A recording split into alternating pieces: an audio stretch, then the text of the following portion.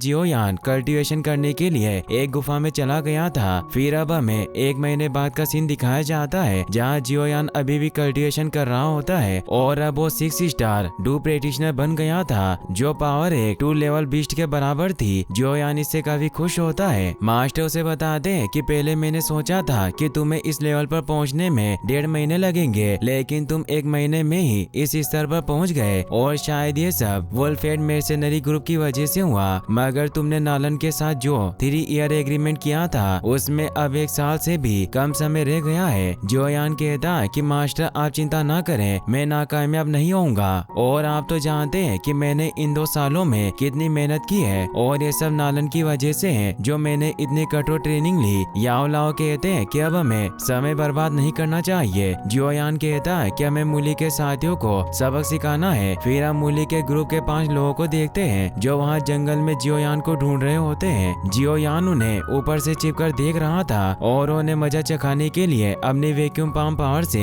Rock giant app को जगह देता है, जिससे मूली के साथी डर जाते हैं। तभी वो जायंट एप उन पर हमला कर देता है और एक को पकड़कर बुरी तरह से मारने लगता है और किसी को भागने का मौका नहीं देता। अब वो आखिरी मूली के सैनिक को मारने वाला था, मगर तभी जियोयान आकर उस जायंट एप को रोक लेता है और नीचे गिराकर कहता है कि मुझे इस आदमी की जिंदा जरूरत है। जायंट एप से गुस्सा हो जाता है और जियोयान पर हमला करने के लिए आने लगता है, मगर अब जियोयान की लेवल बढ़ने की वजह से वो उसका कुछ नहीं बिगाड़ पाता और जियोयान उसे बड़ी आसानी से मार देता है। इससे वो सैनिक भी काफी डर जाता है और उससे पूछता है कि तुम कौन हो। जियोयान उसे कहता है कि क्या तुम मुझे नहीं ढूंढ रहे थे। वो समझ जाता है कि वही जियोयान है, इसीलिए वो अपने साथियों को विसल बजाकर बुलाने लगता है, लेकिन जियोयान उस विसल को तोड़ देता है और उसे कहता है कि मैं अब तुम्हें मार दूंगा। सैनिक उसे कहता है कि युवा मास्टर तुम्हें मारना चाहता है, मगर मैं तुम्हें सब कुछ बताऊंगा, लेकिन तुम मुझे मत मारना।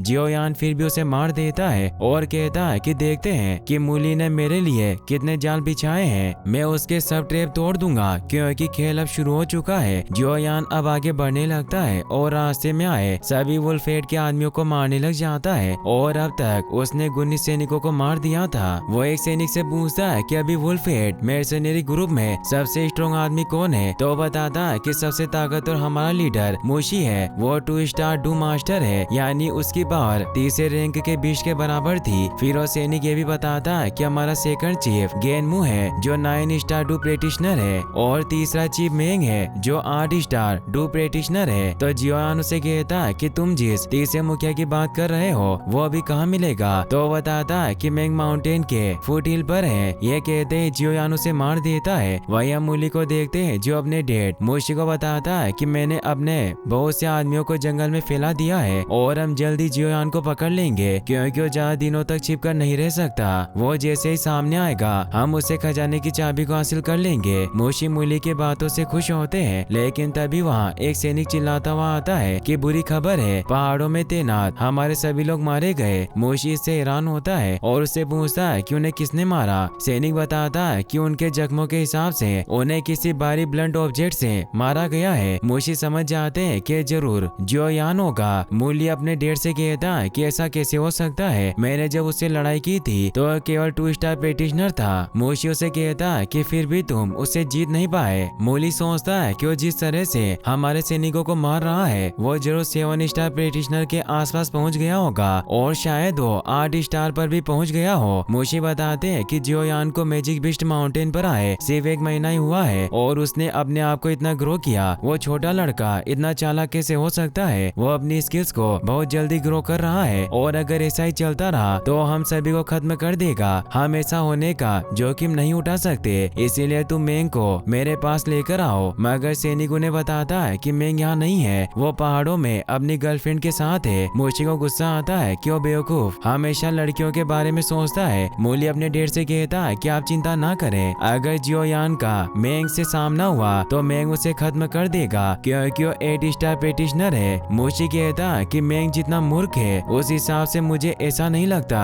वही हम मेंग को देखते हैं जो अपनी गर्लफ्रेंड के साथ होता है, लेकिन तभी उसके सभी सैनिकों को कोई मार देता है। मेंग जब बाहर आता है तो आज जियोयान होता है, इसीलिए उसे कहता है कि तुम्हारी हिम्मत कैसे हुई यहाँ आने की, क्या तुम नहीं जानते कि मैं वुल्फहेड का तीसरा चीफ हूँ। जियोयान कहता है कि मुझे पता है, इसीलिए तो मैं यहाँ पर कर तुम्हें मारने आया हूँ। और वो उस पर एक पत्थर से हमला करता है तो मेंग को गुस्सा आ जाता है। वो उसे कहता है कि अब तुम मेरे हाथों से नहीं बचोगे। जियोयान उस पर हमला करता है और उसे मारने लग जाता है, मगर इससे वो और ज्यादा गुस्सा हो जाता है। वो जियोयान से कहता है कि मैं द डिफेंसिव रॉक टेक्निक जानता हूँ और वो अपनी ट्विन फिस्ट पावर से उस पर हमला करता है। जियोयान उसका हमला रोकता है, मगर इससे उसके मुंह से खून निकल आता है, जिससे जियोयान को लगता है कि वाकई इसकी डिफेंसिव रॉक टेक्निक पावरफुल है। मेंग अब जियोयान को पकड़कर मारने लग जाता है और 4 मेजर पावर स्पिन से जियोयान को दूर फेंक देता है और उसे पूरी तरह खत्म करने के लिए आगे बढ़ता है। मगर तभी जियोयान पत्थर से बाहर निकल आता है, जिसे देखकर मेंग कहता है कि कैसे हो सकता है। जियोयान अपनी तलवार को बाहर निकालकर कहता है कि थर्ड चीफ तुम क्या कह रहे थे, तुम मुझे फोड़ना चाहते हो, और उस पर हमला करके दूर गिरा देता है। मेंग वापस से उड़ जाता है और जियोयान पर एक पत्थर फेंकता है, मगर जियोयान की फिजिकल स्ट्रेंथ काफी ज्यादा होने की वजह से वो उसे आसानी से तोड़ देता है और मेंग पर फुल स्पीड से ऑक्टेन ब्लास्ट पावर से हमला करता है, जिससे मेंग दूर गिरकर घायल हो जाता है। मास्टर जियोयान को कहते हैं कि तुम्हारा मैजिकल बीस्ट माउंटेन में प्रशिक्षण व्यर्थ नहीं गया। तभी मेंग वापस खड़ा होकर कहता है कि तुम अपनी पावर से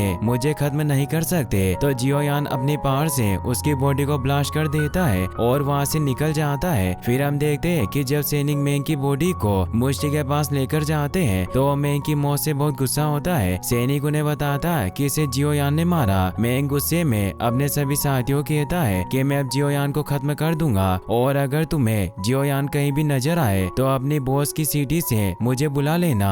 वही हम यीजिन को देखते हैं, जिसे भी इस बात की खबर मिल जाती है कि जियोयान उसे बचाने आ रहा है और वुल्फेड मर्सेनरी ग्रुप के थर्ड चीफ मेंग को उसने मार दिया, जिससे वो समझ जाती है कि जियोयान ने 1 महीने में ही अपने लेवल को काफी बढ़ाया है। जो उसने एक 8 स्टार डू पेटिशनर को भी मार दिया। तभी वहाँ कोई डोर नॉक करता है और मिस्टर आओ नाम का आदमी उससे मिलने आता है, जिसने उसे यहाँ पर कैद कर रखा था। आओ यीजिन से उसका हालचाल पूछता है। यीजिन बताती है कि मैं ठीक हूँ, पर आप यहाँ क्यों आए। आओ से कहता है कि मुझे यकीन है कि तुम जियोयान को जानती होगी, तुम उसके साथ गुफा में थी। यीजिन कहती है कि आप जैसा समझ रहे हैं वैसा कुछ नहीं है, मैं बस पहाड़ से गिर गई थी और जियोयान ने मेरी जान बचाई। हम वहाँ खजाने की तलाश में गए थे, मगर उससे झूठ बोलती है कि हमें वहाँ कोई खजाना नहीं मिला, लेकिन वुल्फेड को वहाँ अलग रास्ते पर जाने से खजाना मिला था, इसीलिए आपको जाकर देखना चाहिए कि उस वुल्फेड ग्रुप को उस खजाने में क्या मिला।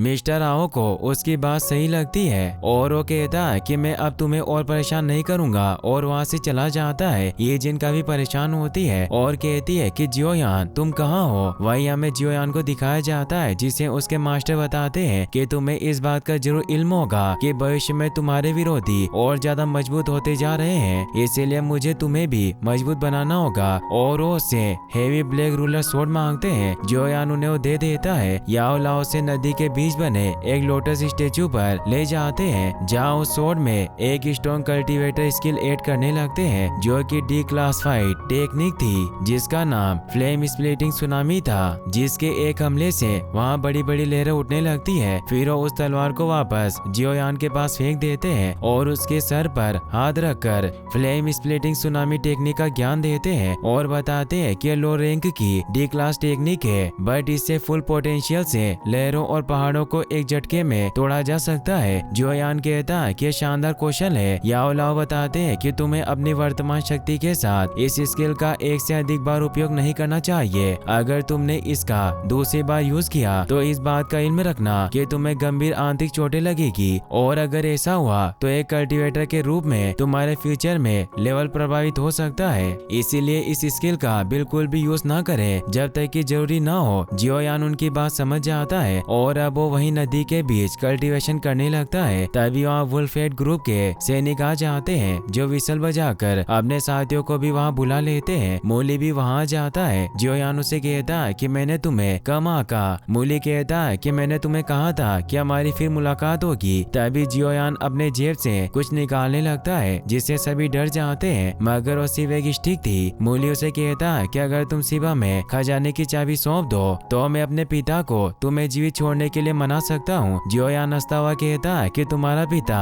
मेरा क्या उखाड़ लेगा। मूली अपने सभी साथियों से उस पर फायर एरो से हमला करवाता है। जियोयान अपनी सोर्ड से उन सभी एरो से बच जाता है और भागकर वहाँ से जाने लगता है तो मूल्य अपने सभी साथियों से कहता है कि जियोयान के पास जुआन लेवल की फाइटिंग टेक्निक है, इसीलिए जो कोई भी उसे मारेगा वो टेक्निक उसकी होगी। सभी उसे मारने के लिए उसके पीछे पड़ जाते हैं। जियोयान कहता है कि कुत्ते का बेटा उसके जितना ही शातिर है। जियोयान वहाँ से भागने लगता है मगर आगे खाई आने की वजह से रास्ता खत्म हो जाता है। तभी मुशी भी आ जाता है जो जियोयान से कहता है कि तुम्हारा खेल अब खत्म हो चुका है। जियोयान कहता है कि मेरा एक प्लान था तुम सभी को एक साथ इकट्ठा करने का, और अब जब पूरा परिवार एक साथ है तो मैं तुम सभी को खत्म कर दूंगा। मुशी उसे कहता है कि चुपचाप मुझे वो चाबी सौंप दो जिससे मैं तुम्हें आराम से मारने का वादा करता हूँ। मगर जियोयान उनके सामने ही उस चाबी को राख में बदल देता है। मुशी गुस्से में अपनी फिनिक्स स्टेप पावर को एक्टिवेट करता है और जियोयान पर अपने स्पीयर से हमला करने लगता है। जियोयान उसके वार से बचता है मगर वो उसे दूर गिरा देता है। जियोयान सोचता है कि आदमी बहुत सख्त है और वो अपने पैरों से भी काफी तेज चल रहा है। तभी मुशी वापस उस पर हमला करने लगता है मगर जियोयान अपनी सोर्ड से उसके हमले को रोक लेता है मगर वो जियोयान को दूर गिरा देता है और अब वो जियोयान को गर्दन से पकड़कर मारने लगता है मगर जियोयान अपनी फायर बम पावर से उस पर हमला करके खुद को बचा लेता है। जियोयान कमजोर पड़ रहा था और अब उसके पास फ्लेम स्प्लिटिंग सुनामी टेक्निक को यूज करने के अलावा अब कोई और रास्ता नहीं था, इसीलिए उस स्किल को एक्टिवेट करने लगता है जिससे मुशी भी डर जाता है। मगर मुशी डू मास्टर था इसीलिए उस पर विंड ब्लेड डांस पावर से हमला करता है जिससे उन दोनों की पावर टकराने की वजह से एक ब्लास्ट होता है। मगर जियोयान की फ्लेम स्प्लिटिंग टेक्निक बहुत पावरफुल थी जिससे मुशी को दर्द होता है। वो सोचता है कि मैंने कभी अनुमान नहीं लगाया था कि यह बच्चा इतना मजबूत होगा और वो कहता है कि आज मैं इसे यही मार दूंगा। जियोयान भी कमजोर हो चुका था और वो कहता है कि चीजें हमेशा वैसी नहीं होती जैसा हम सोचते हैं। आज की लड़ाई में हमेशा याद रखूंगा और हम दोबारा फिर मिलेंगे और मैं अपना बदला लूंगा। तभी वो नीचे खाई में गिर जाता है। मुशी को लगता है कि वो नहीं बचेगा मगर जियोयान की ईगल विंग्ड टेक्निक एक्टिवेट हो जाती है और उड़कर वहाँ से चला जाता है। फिर अब हमें दिखाया जाता है कि जियोयान एक नदी के किनारे होता है और जब उसकी आँख खुलती है तो वो देखता है कि वो पूरी तरीके से ठीक हो चुका है और वहाँ उसके पास यूनियन का सिक और वेस्ट और एक स्क्रॉल पड़ा हुआ था। जियोयान यूनियन का आवाज लगाता है मगर वो वहाँ से जा चुकी थी। इससे जियोयान बहुत दुखी होता है। मास्टर कहते हैं कि क्या अभी भी तुम उसे याद कर रहे हो और मैं तुम्हारी उसे ढूंढने में मदद करूं। जियोयान कहता है कि क्या आप सच कह रहे हैं। मास्टर बाहर निकलकर कहते हैं कि तुम मूर्ख हो, वो लड़की डुहांग लेवल पर थी इसीलिए वो तुम्हारे पास सिर्फ इसलिए नहीं आएगी कि तुम उसे देखना चाहते हो मगर उसने तुम्हारे लिए एक प्रेशियस गिफ्ट छोड़ा है। जियोयान कहता है कि क्या आप इस वेस्ट और इस फाइटिंग स्क्रॉल की बात कर रहे हैं। मास्टर उसे बताते हैं कि उसका गिफ्ट और भी बड़ा है और उसे लेवल चेक करने को कहते हैं। जियोयान जब अपना लेवल चेक करता है तो उसे पता चलता है कि वो 9 स्टार डू प्रैक्टिशनर बन चुका है जिससे वो हैरान होकर मास्टर से पूछता है कि कैसे हुआ। मास्टर बताते हैं कि कल रात हालात बहुत खतरनाक हो गए, तुम्हारी जान जाने वाली थी। मुझे लगा कि वो लड़की तुम्हें छोड़कर जा रही है और मैं तुम्हें बचाने के लिए बाहर आने वाला था लेकिन उस लड़की ने अपनी जान जोखिम में डाली और उसने तुम्हारी बॉडी से लगकर अपनी डोकी पावर को तुम्हारे साथ जोड़ लिया ताकि उसकी एनर्जी तुम्हारे पर्पल फ्लेम को गाइड कर सके जिससे तुम पर्पल फ्लेम पर काबू कर पाए और तुम्हारी सभी चोटें ठीक हुई। साथ ही से तुम्हारी पावर भी बढ़ गई मगर वो तुम्हारे जागने से पहले ही यहाँ से चली गई। मास्टर जियोयान से वो स्क्रॉल ले लेते हैं जिसमें लेवल 2 फाइटिंग टेक्निक थी जिसका नाम एक्सप्लोडिंग स्टेप्स था। मास्टर जियोयान से कहते हैं कि अब तुमने 2 लेवल को जंप कर लिया है पर तुम्हारी फाउंडेशन अभी भी स्टेबल नहीं है इसीलिए तुम्हें कड़ी मेहनत करनी होगी मगर तुम मुशी को हराना चाहते हो। जियोयान ट्रेनिंग लेने लग जाता है। मास्टर उसे एक्सप्लोडिंग स्टेप टेक्निक का यूज करके बताते हैं जिसके लिए वो तेजी से जंप करते हैं और ऑक्टेन ब्लास्ट पावर से एक पहाड़ को तोड़ देते हैं। जियोयान ये देखकर बहुत खुश होता है। मास्टर उसे बताते हैं कि एक्सप्लोडिंग स्टेप्स और ऑक्टेन ब्लास्ट पावर को मर्ज करके एक बहुत ही खतरनाक कॉम्बैट मूव बनाया जा सकता है। जियोयान यूनियन को इसके लिए थैंक्स कहता है तो मास्टर कहते हैं कि तुम्हें मुझे थैंक्स कहना चाहिए पर कोई बात नहीं। फिर उसे बताते हैं कि हो सकता है कि यूनियन ने तुम्हारी बॉडी में क्रिस्टल की पर्पल फ्लेम को वश में कर लिया हो पर अगर तुम अपनी ताकत को बढ़ाने के लिए पर्पल फ्लेम का यूज करते हो तो यह तुम्हारी इटर्नल एनर्जी को एक्सप्लोडिंग के पॉइंट तक स्वेल कर सकता है। Amethyst winged lion king purple flame की पावर के साथ सभी लेवल को पार करने में सक्षम है और ऐसा इसलिए है क्योंकि उसकी फिजिकल बॉडी स्ट्रॉन्ग है पर तुम्हें पर्पल फ्लेम से लड़ने की कोई जरूरत नहीं है। लेकिन अगर तुम इस फ्लेम की मदद से डूम मास्टर बनने की सोच रहे हो तो मुझे डर है कि तुम राख के ढेर में बदल जाओगे। जियोयान कहता कि इसका मतलब ये है कि मेरी ये दवा जहर निकली। याओलाओ बताते हैं कि तुम्हें इस महीने हर दिन 5 या उससे अधिक फर्स्ट रैंक के जानवरों का शिकार करना होगा।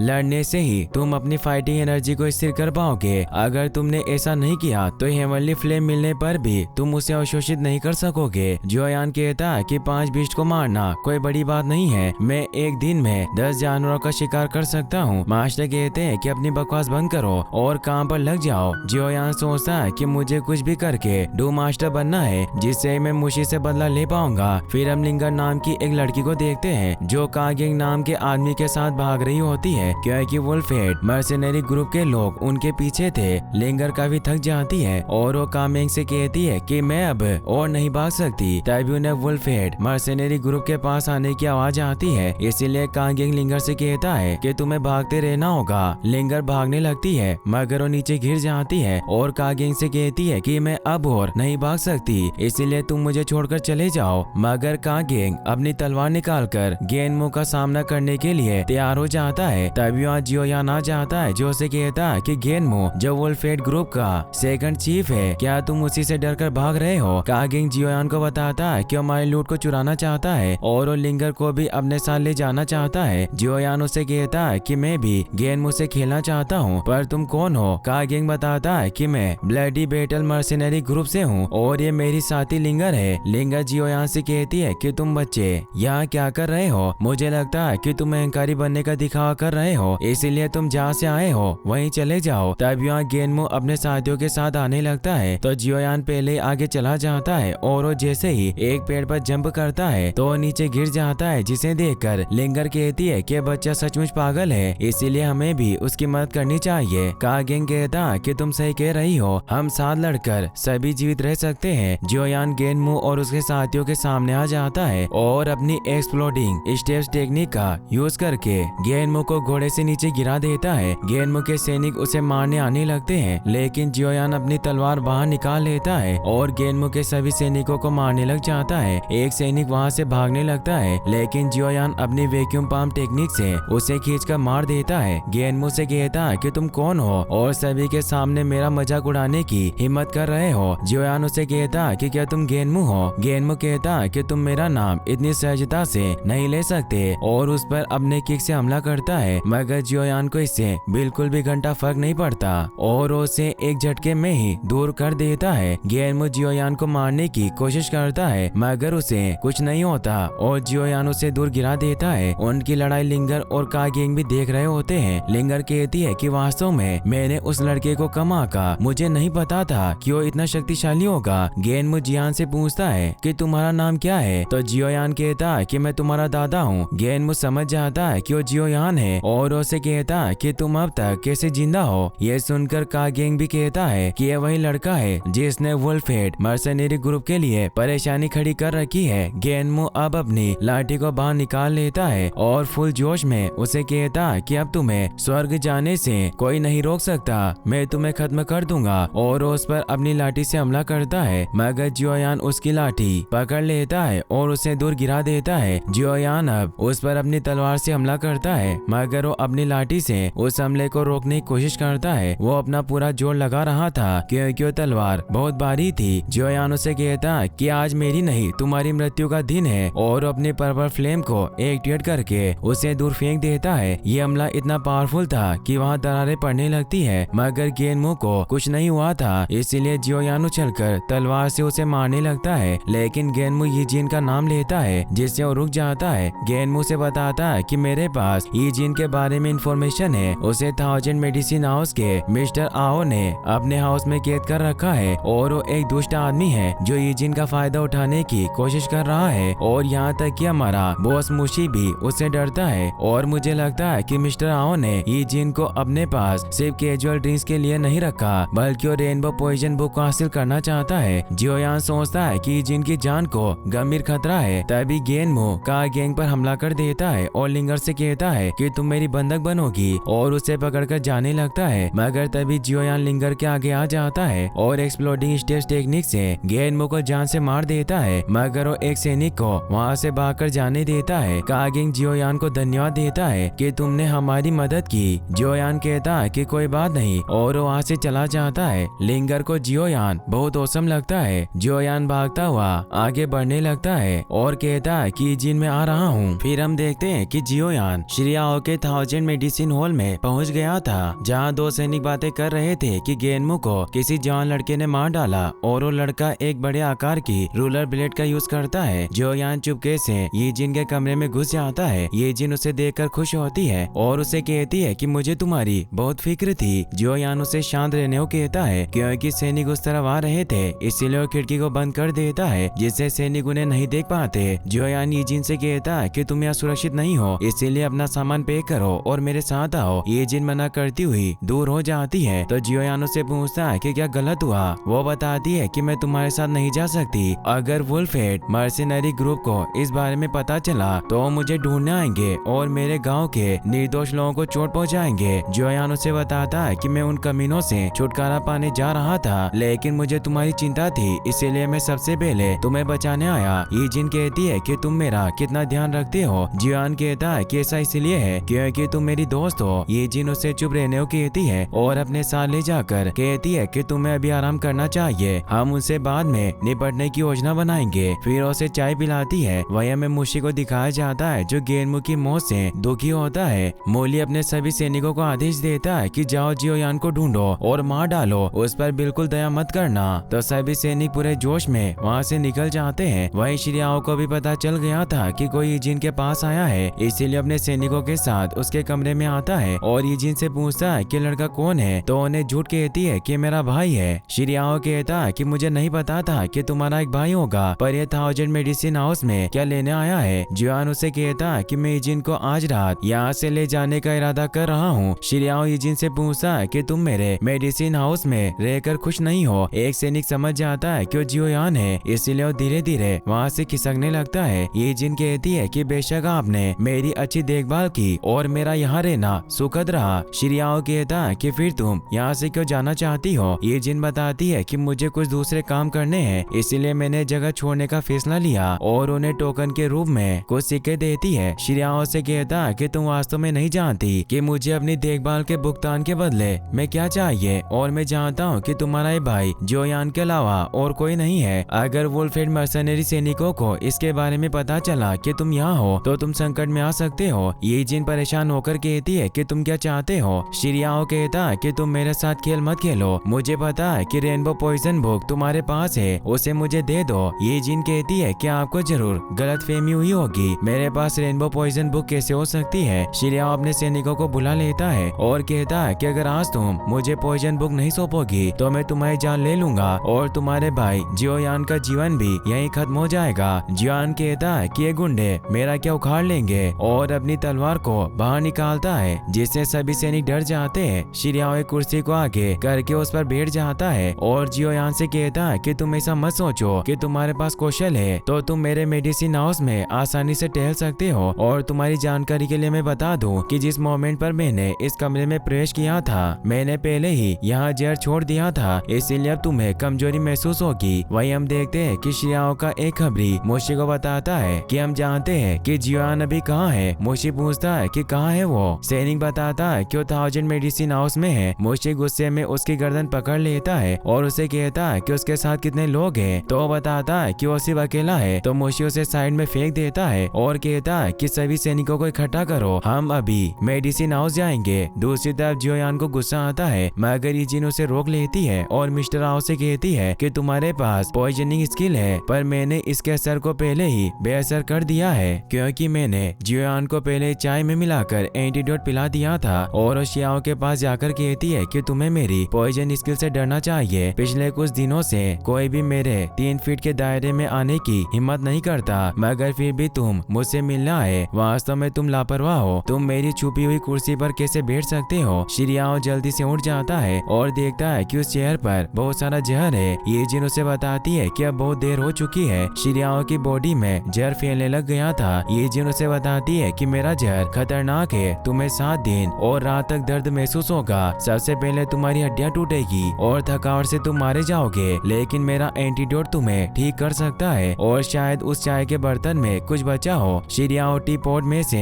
एंटीडोट पीने लगता है, लेकिन उसमें कुछ नहीं बचा था। ये जिन कहती है कि खाली है, ये अच्छा नहीं हुआ। शिरियाओ को गुस्सा आता है, मगर वो कुछ नहीं कर सकता था और अपने घुटनों पर बैठकर उसे कहता है कि अपनों के खातिर तुम मुझे जिंदा छोड़ दो, मुझे अभी जीना है। ये जिन उसे कहती है कि तुम हमें जाने दो और मैं तुम्हें एंटीडोट दूंगी। शिरियाओ अपने सैनिकों को वहाँ से चले जाने को कहता है। सैनिक बाहर चले जाते हैं। ये जिन जियोयान को कहती है कि अब हमें चलना चाहिए। जियोयान कहता है कि मुझे नहीं पता था कि तुम इतनी चालाक होगी। ये जिन उसे बाहर लेकर आती है और अपनी ईगल को आप बुला लेती है, जिसका नाम जियोलेन था। शिरियाओ बाहर आता है और कहता है कि अब मुझे एंटीडोट दे दो। जियोयान और ये जिन ईगल पर बैठकर जाने लगते हैं और जाते जाते ये जिन उसे एंटीडोट दे देती है और कहती है कि दूसरों के लिए मतलबी होना छोड़ दो। शिरियाओ उसे एंटीडोट के लिए थैंक्स कहता है। फिर हम देखते हैं कि मुशी के सभी सैनिक मेडिसिन हाउस की सीमा के बाहर जियोयान की प्रतीक्षा कर रहे थे। तभी जियोयान वहां जाता है। जियोयान मुशी से कहता है कि मैं तुमसे वापस लड़ना चाहता हूँ, तो मुशी अपने सभी सैनिकों को आगे भेज देता है। जियोयान मुशी से कहता है कि तुम्हें इतना समय हो गया, लेकिन अभी भी तुम अपने सैनिकों के पीछे छिपकर रहते हो। मुशी कहता है कि एक रणनीति है। जियोयान कहता है कि तुम्हारे पीछे जो मूर्ख है वो भी ऐसे ही स्टूपिड आइडिया के साथ आया था। मुशी अपने सैनिकों को उसे मारने को कहता है, जिससे वो आगे बढ़ने लगते हैं। जियोयान अभी अपनी तलवार से उन्हें खत्म करने लगता है और वो पर्पल फ्लेम का भी यूज करता है। ये जिन भी जियोयान की मदद करती है और वो पॉइजन से सैनिकों पर हमला करती है, जिससे वो सभी खत्म हो जाते हैं। मुशी जियोयान से कहता है कि मैं तुमसे नहीं डरता और अब देखते हैं कि तुम मेरी डोकी पावर के खिलाफ कैसा प्रदर्शन करते हो। और वो अपना स्पीयर लेकर लड़ने को तैयार हो जाता है और फिनिक्स स्टेप टेक्निक से जियोयान पर हमला करने लगता है। जियोयान उसके हमले से बचता है और उस पर भी अपनी एक्सप्लोडिंग स्टेप टेक्निक से हमला करता है, मगर मुशी सिजलिंग स्टिंग पावर से जियोयान के हमले को रोक देता है और जियोयान दूर चला जाता है और उसकी तलवार वहीं गिर जाती है। मुशी कहता है क्या चाहे कुछ भी हो, पर तुम यही मरने वाले हो। जियोयान कहता है कि तुमने पिछली बार भी ऐसे ही शब्द कहे थे। मुशी जियोयान की तलवार उठाने लगता है, मगर वो काफी भारी होने की वजह से उसे बहुत मुश्किल होती है। जियोयान कहता है कि इसे चलाना इतना आसान नहीं है और वो मुशी पर फायर पाम टेक्निक से हमला करके वैक्यूमेंट पावर से अपनी तलवार को वापस ले लेता है। जियोयान अब उस पर एक्सप्लोडिंग स्टेप्स और ऑक्टेन ब्लास्ट ट्रिक को मर्ज करके हमला करता है, जिससे मुशी के सीने में ब्लास्ट होता है और वो दूर गिर जाता है। मुशी कहता है कि मुझे नहीं पता था कि डू प्रैक्टिशनर को भी इतनी एडवांस फाइटिंग टेक्निक के बारे में पता होगा और अब मैं तुम्हें अपनी नई डेवलप टेक्निक दिखाऊंगा। और उसे बताता है कि तुम्हें ओरिजिन को जो तीसरा बॉक्स मिला था उसे मैंने खोल लिया, जिससे मुझे हाई लेवल फाइटिंग टेक्निक मिली, जिससे तुम अब मर जाओगे। और जियोयान पर हमला करने लगता है। जियोयान भी इससे थोड़ा डर जाता है और अपने मास्टर से कहता है कि मुझे नहीं पता था कि मुशी उस बॉक्स को जबरदस्ती खोल लेगा और अब मैं उससे नहीं लड़ सकता। मास्टर उसे कहते हैं कि अपनी फ्लेम का यूज करो। जियोयान पर्पल फ्लेम को एक्टिवेट कर लेता है। मुशी जियोयान पर वाइल्ड लाइन रोर पावर से हमला करता है, मगर जियोयान उस पर अपनी फ्लेम स्प्लिटिंग सुनामी टेक्निक से हमला करता है, जिससे उसकी power low and roar power को रोक देती है और वहाँ एक भंवर बन जाता है, जिससे मुशी के सैनिक चपेट में आ जाते हैं और मुशी भी उस पर्पल फ्लेम की चपेट में आ गया था, जिससे वो मारा जाता है। ये जिन जियोयान के पास आ जाती है और उससे पूछती है कि क्या तुम ठीक हो। जियोयान कहता है कि मैं ठीक हूँ। तभी सैनिक के वेश में छिपा हुआ मूली जियोयान पर धोखे से हमला कर देता है और उसे तलवार से इंजर्ड कर देता है। जियोयान उसे दूर फेंक देता है। ये जिन काफी दुखी होती है कि मेरी वजह से तुम्हें चोट लगी। जियोयान उसे कहता है कि मैं ठीक हूँ, मैंने सेफ्टी आर्मर पहना है। ये जिन कहती है कि तुम वास्तव में कमाल हो, पर तुम थके हुए हो, इसीलिए मैं तुम्हें कुछ देर शांति से विश्राम करवाने के लिए एक जगह लेकर चलना चाहती हूँ। जियोयान कहता है कि तुम्हारा बहुत बहुत धन्यवाद और वो दोनों ईगल पर बैठकर वहाँ से निकल जाते हैं। फिर अब हमें दिखाया जाता है कि जिन जियोयान को लेकर मेडिसिन वैली में जाती है, जो एक बहुत ही खूबसूरत जगह होती है जो पहाड़ों में छिपी हुई थी। मास्टर जियोयान को बताते हैं कि इस वैली की ऊर्जा प्योर है, इसीलिए तुम्हें डू मास्टर यानी थर्ड लेवल पर पहुंचने में मदद करेगा। ये जिन जियोयान से कहती है कि क्या तुम्हें ये जगह पसंद आई। जियोयान कहता है कि वास्तव में ये जगह अलग और दुर्गम है और तुमने ये जगह कैसे ढूंढी। ये जिन बताती है कि मैं भी इस जगह के बारे में नहीं जानती थी। अगर लेन ने इस जगह को नहीं खोजा होता और अभी मैं यहाँ कुछ जड़ी बूटियाँ लेने आई हूँ जिनका रेनबो पॉइजन बुक में वर्णन है। जियोयान कहता है कि मैं भी अपनी कल्टीवेशन और मेडिसिन पर यहाँ काम कर सकता हूँ। ये जिन उसे अपने साथ वहाँ मौजूद घर में लेकर जाती है और उसे बताती है कि यह जगह छोटी है, पर क्या तुम यहाँ एडजस्ट कर लो। चलोगे? जियोयान कहता है कि जब तक तुम मेरे साथ हो मुझे कोई प्रॉब्लम नहीं है। ये जिन कहती है कि तुम कैसी नॉनसेंस जैसी बातें कर रहे हो और मुस्कुराते हुए अंदर चली जाती है। जियोयान अब वहीं रहने लगता है और कल्टीवेशन करने लगता है। ये जिन भी वहाँ मेडिसिन कलेक्ट कर रही होती है। जियोयान भी यीजिन की जड़ी बूटियाँ इकट्ठा करने में मदद करता है। जियोयान को पसीना आने लगता है तो यीजिन उसे रुमाल देती है। फिर जब वो साथ में बैठकर खाना खा रहे थे तो यीजिन को चक्कर आने लगते हैं। जियोयान उसे पकड़ लेता है और कहता है कि तुम्हें क्या हुआ? यीजिन कहती है कि शायद मैं जड़ी बूटियाँ इकट्ठा करते हुए थक गई और इसमें कोई गंभीर बात नहीं है, और वो डांस करने लग जाती है। उसका डांस देखकर जियोयान ख्यालों में खो जाता है। तभी मास्टर खांसते हैं और जियोयान को याद आता है कि उसे बिस्ट कोर को ढूंढना है। इसीलिए यीजिन से कहता है कि मैं भी वैली से बाहर जा रहा हूँ, लेकिन मैं अंधेरा होने से पहले वापस आ जाऊंगा और तुम मेरी फिक्र मत करना। और वो वहाँ से चला जाता है। फिर हम देखते हैं कि मास्टर जियोयान को जंगल में एक जगह पर लेकर आ गए थे। जियोयान मास्टर से कहता है कि क्या आपको पूरा यकीन है कि हम यहाँ रैंक 2 आइस बिस्ट को पकड़ सकते हैं? मास्टर उसके सर में मारकर कहते हैं कि तुम अपने मास्टर की इज्जत करना भूल गए हो, और क्या ये सब यीजिन के साथ रहने से हुआ? जियोयान कहता है कि ऐसा नहीं है। मास्टर उसे बताते हैं कि वो जगह है जहाँ आमतौर पर आइस बिस्ट पाए जाते हैं। जरूरी नहीं है कि यहाँ सिर्फ रैंक 2 के आइस बिस्ट मिले। वहीं हम एक आंख वाले डीमन को देखते हैं जो लिंगर और कागेंग पर हमला कर रहा होता है, और वो उसे नहीं जीत पा रहे थे। वो बिस्ट लिंगर को मारने के लिए आगे बढ़ता है, मगर तभी वहाँ पर कागेंग की बहन आ जाती है जिसका नाम किंगे था, जो उस बिस्ट को अपने खंजर से मार देती है। फिर वो लिंगर से पूछती है कि क्या तुम ठीक हो? लिंगर नामे जवाब देती है और उन्हें बताती है कि गेनमू से लड़ाई के बाद मैं और कागेंग पूरी तरह से ठीक नहीं हुए हैं और उन बिस्ट को मारना बस थोड़ा जबरदस्त है। किंगे उसे कहती है कि तुम चिंता मत करो, मैं यहाँ तुम्हारे साथ हूँ। तभी वहाँ एक आइस बिस्ट आ जाता है जिससे वो डर जाते हैं क्योंकि वो सेकंड लेवल के बिस्ट का सामना नहीं कर सकते थे। वो बिस्ट उन पर अपने आइस स्पाइक से हमला करता है। किंगे बचाव में उसकी तरफ खंजर फेंकती है, मगर वो आइस स्पाइक फिर भी उसकी चेस्ट पर लग जाता है जिससे वो घायल हो जाती है, और वो बिस्ट वापस से उन पर अपने स्पाइक से हमला करता है। लेकिन तभी जियोयान अपनी तलवार वहाँ फेंक कर उन्हें बचा लेता है, और अब जियोयान भी वहाँ जाता है और अपनी एक्सप्लोडिंग स्टेप्स और ऑक्टेन ब्लास्ट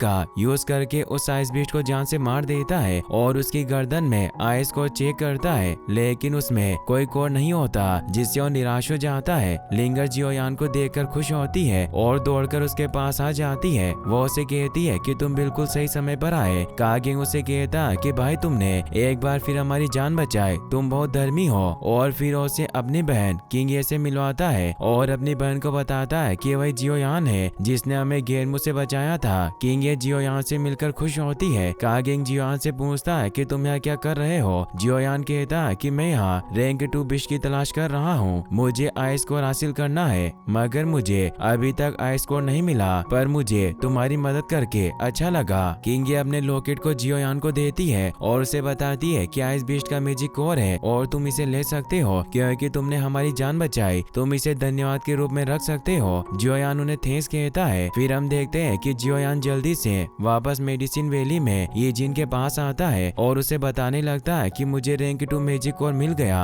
और अगर हमें आइस आर्ट पिल और पाथ प्रोटेक्शन पिल की सामग्री मिल जाए तो इससे मैं अपने पर्पल फ्लेम को कंट्रोल कर सकता हूँ। तभी जियोयान देखता है कि यीजिन नीचे बेहोश पड़ी हुई है, मगर मास्टर उसे पास जाने से रोकते हैं और बताते हैं कि इस लड़की की स्थिति बहुत गंभीर है, ये वो है फुल पॉइजन बॉडी के असर में है। जियोयान पूछता है कि क्या है, तो मास्टर बताते हैं कि कल्टीवेटर अपनी ताकत को बढ़ाने के लिए जहर पर निर्भर करता है, लेकिन जब उसकी बॉडी जहरीली ऊर्जा को बनाए नहीं रख पाती तो जहर उन्हें धीरे धीरे अंदर से जलाने लग जाता है, जिससे इसकी धीरे धीरे मृत्यु हो जाएगी। जियोयान को भी याद आता है कि आज दिन में उसे चक्कर आए थे और अपने मास्टर से पूछता है कि क्या इस बीमारी को ठीक किया जा सकता है। मास्टर नामे जवाब देते हैं और कहते हैं कि बहुत मुश्किल है। फिर हम देखते हैं कि यीजिन की जब आँख खुलती है तो अपने पास जियोयान को देखकर खुश होती है, मगर वो खुद को बेड पर देखकर उससे पूछती है कि क्या तुमने मुझे टच किया। जियोयान कहता है कि मैंने ऐसा नहीं किया, अगर मैं तुम्हें टच करता तो तुम्हारी जहरीली बॉडी की वजह से मैं ऐसे ही मर गया होता,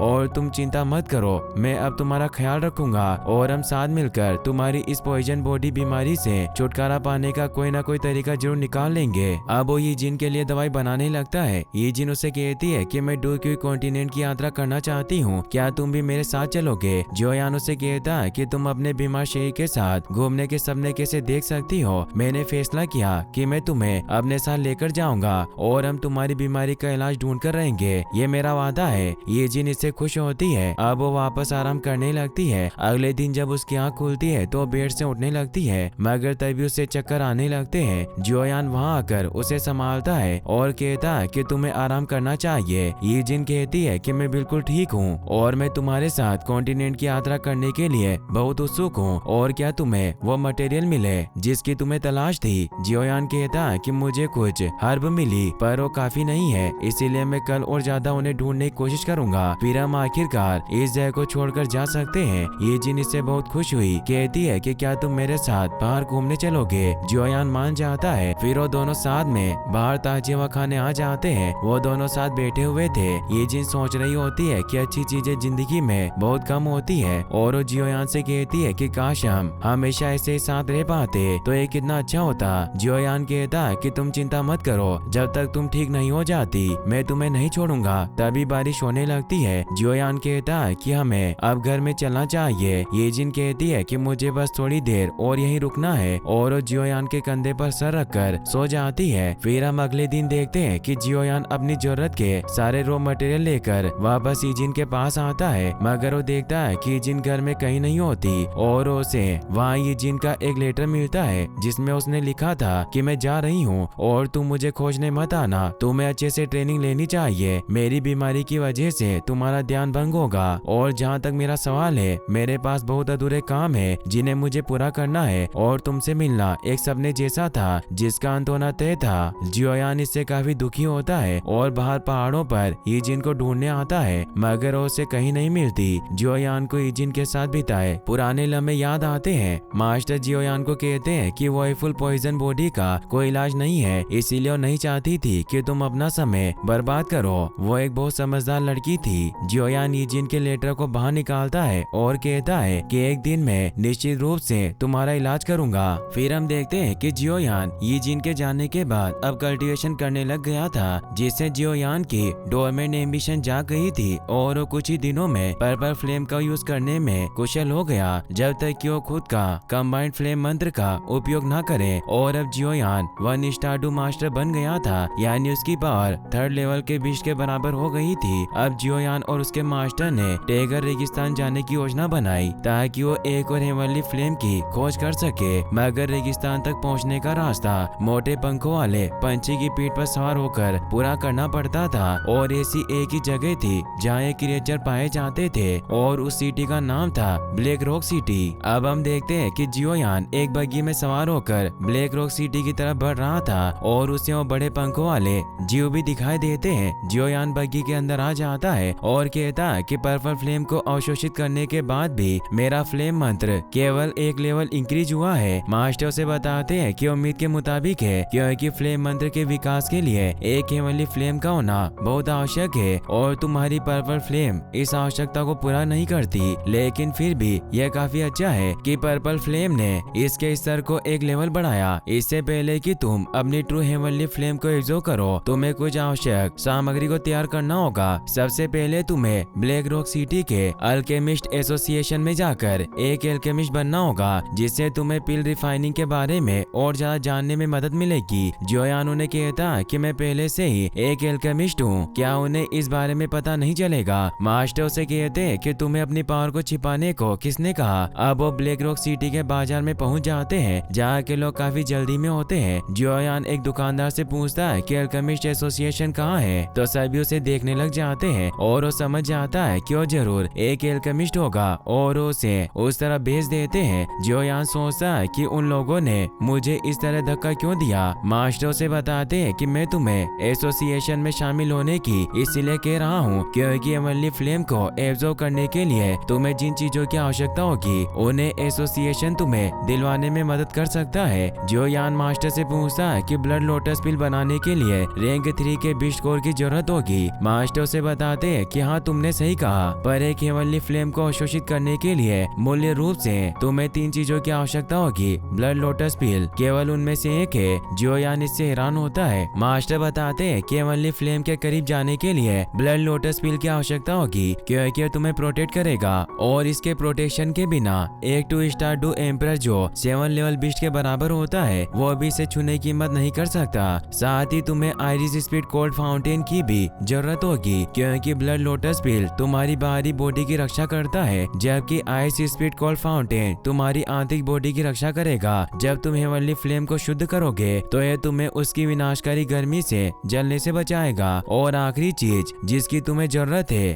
उसे एक्सेप्टेंस सोल कहते हैं, जो तुम्हारे शरीर के अंदर एक स्पेशल जगह को बनाएगी जिसका उपयोग स्वर्गीय ज्वाला को स्टोर करने के लिए किया जाएगा। जियोयान कहता है कि कितना कष्टदायक है, क्या होगा यदि मैं हेवनली फ्लेम के सामने इन चीजों का यूज ना करूं। मास्टर बताते हैं कि इन तीनों चीजों के बिना हेवनली फ्लेम को हासिल करना मरने जैसा है, लेकिन तुम्हें एक्सेप्टेंस सोल की चिंता करने की कोई जरूरत नहीं है। मेरे पास कुछ पुर्जे हैं। जब मैं फ्लेम्स की तलाश किया करता था और अब तुम्हें ब्लड लोटस पिल के लिए रैंक 3 बिश कोर और आइस स्पीड कोल्ड फाउंटेन की आवश्यकता होगी। जियोयान कहता है कि मैं उन्हें खोजने की कोशिश करूंगा। तभी उसे एल्केमिस्ट एसोसिएशन दिखाई देता है जो काफी विशाल था। जियोयान उसके अंदर चला जाता है मगर 2 गार्ड उसे रोक लेते हैं और कहते हैं कि क्या बच्चे तुम्हारे पास अंदर जाने के लिए ट्यूटर का सिफारिश लेटर है। जियोयान कहता है कि कौन सा सिफारिश लेटर। तभी वहाँ एक लड़की आती है जिसका नाम लिनफी था और वो अपने मास्टर आओतू के साथ वहाँ आई थी जो ब्लैक रॉक सिटी के टॉप एल्केमिस्ट में से एक है। लिनफी जियोयान को देखती है पर वो उसे भाव नहीं देती क्योंकि वो आज यहाँ एल्केमिस्ट एग्जाम को देने आई थी। मास्टर आओतू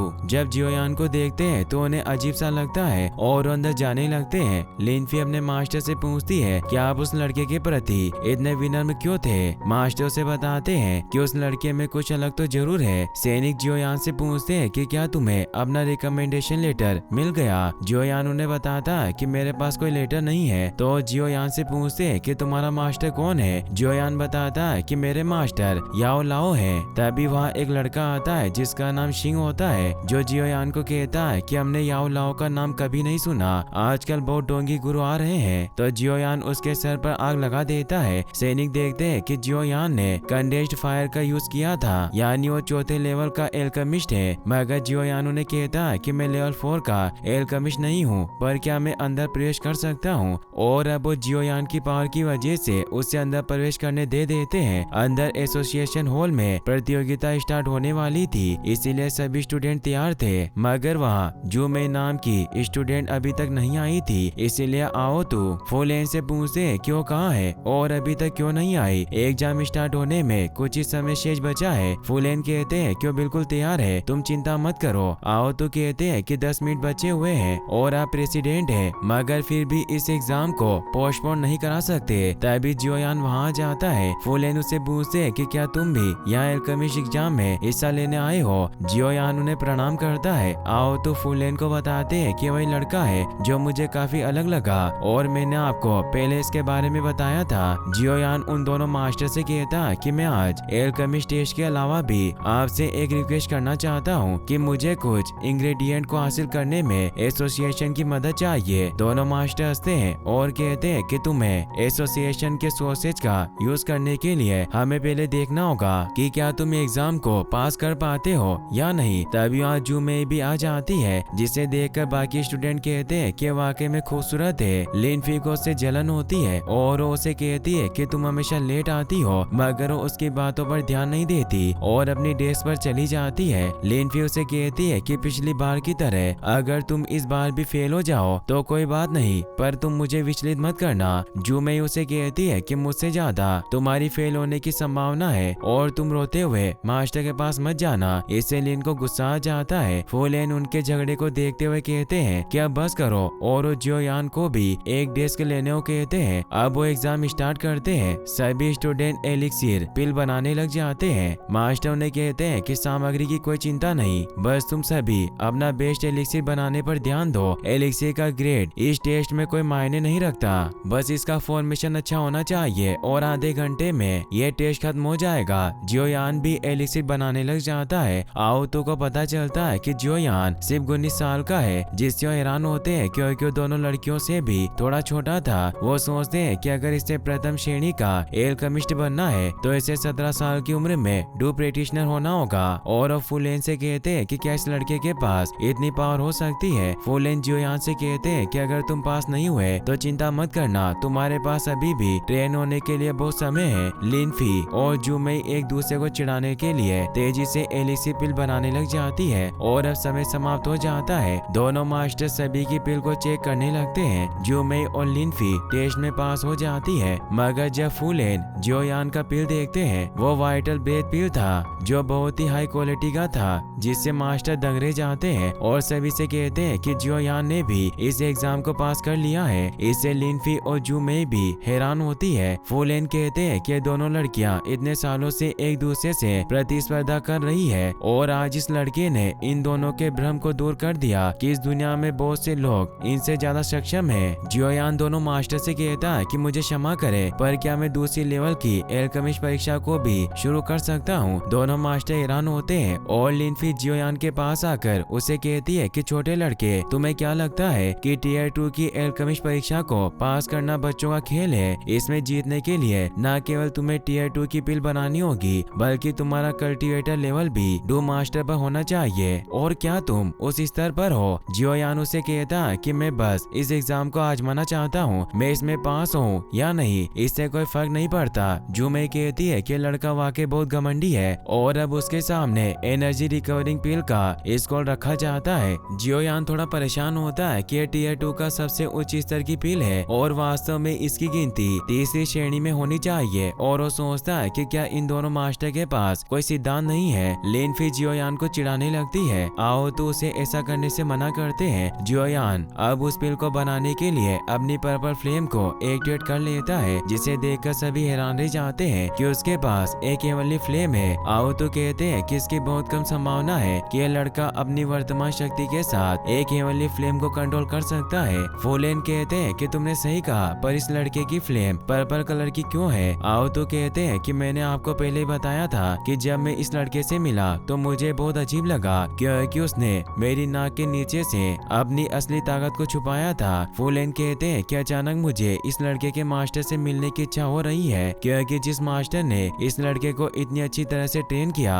वो जो निश्चित रूप से बहुत फेमस होगा। जो मैं सोचती है कि लड़का दूसरी श्रेणी की पिल को कैसे बना सकता है, क्योंकि इसे बनाने में हेवनली फ्लेम के साथ साथ उस व्यक्ति की स्पिरिचुअल स्ट्रेंथ और उससे इंग्रेडिएंट की सही मात्रा का पता होना जरूरी है। जियोयान के घड़े में अब पिल बनने लगती है, मगर तभी उसमें विस्फोट होता है, जिससे लिनफी खुश होती है कि वो पिल नहीं बनी और ये लड़का सिर्फ दिखावा कर रहा था। जियोयान पिल को बाहर निकालता है और मास्टर से कहता है कि इसका मूल्यांकन करे, मगर वो देखते हैं कि उस पिल में दरारें थी, जिससे सभी को लगता है कि वो पास नहीं हुआ। तभी जियोयान फूंक मारकर उस पिल के कचरे को उड़ा देता है, जिससे वो पिल चमकने लगती है। मास्टर से हैरान होते हैं कि टीयर 2 की पिल होने के साथ हाई क्वालिटी की है। लिनफी निराश होती है कि वास्तव में इस लड़के की पावर बहुत ज्यादा है। फुलेन कहते हैं कि वास्तव में ऐसा लगता है कि आज हमारे एसोसिएशन ने सबसे कम उम्र के एल्केमिस्ट का उत्पादन किया है, क्योंकि 100 से भी ज्यादा सालों में अभी तक कोई टीयर 2 की पिल को इतनी कम उम्र में नहीं बना पाया।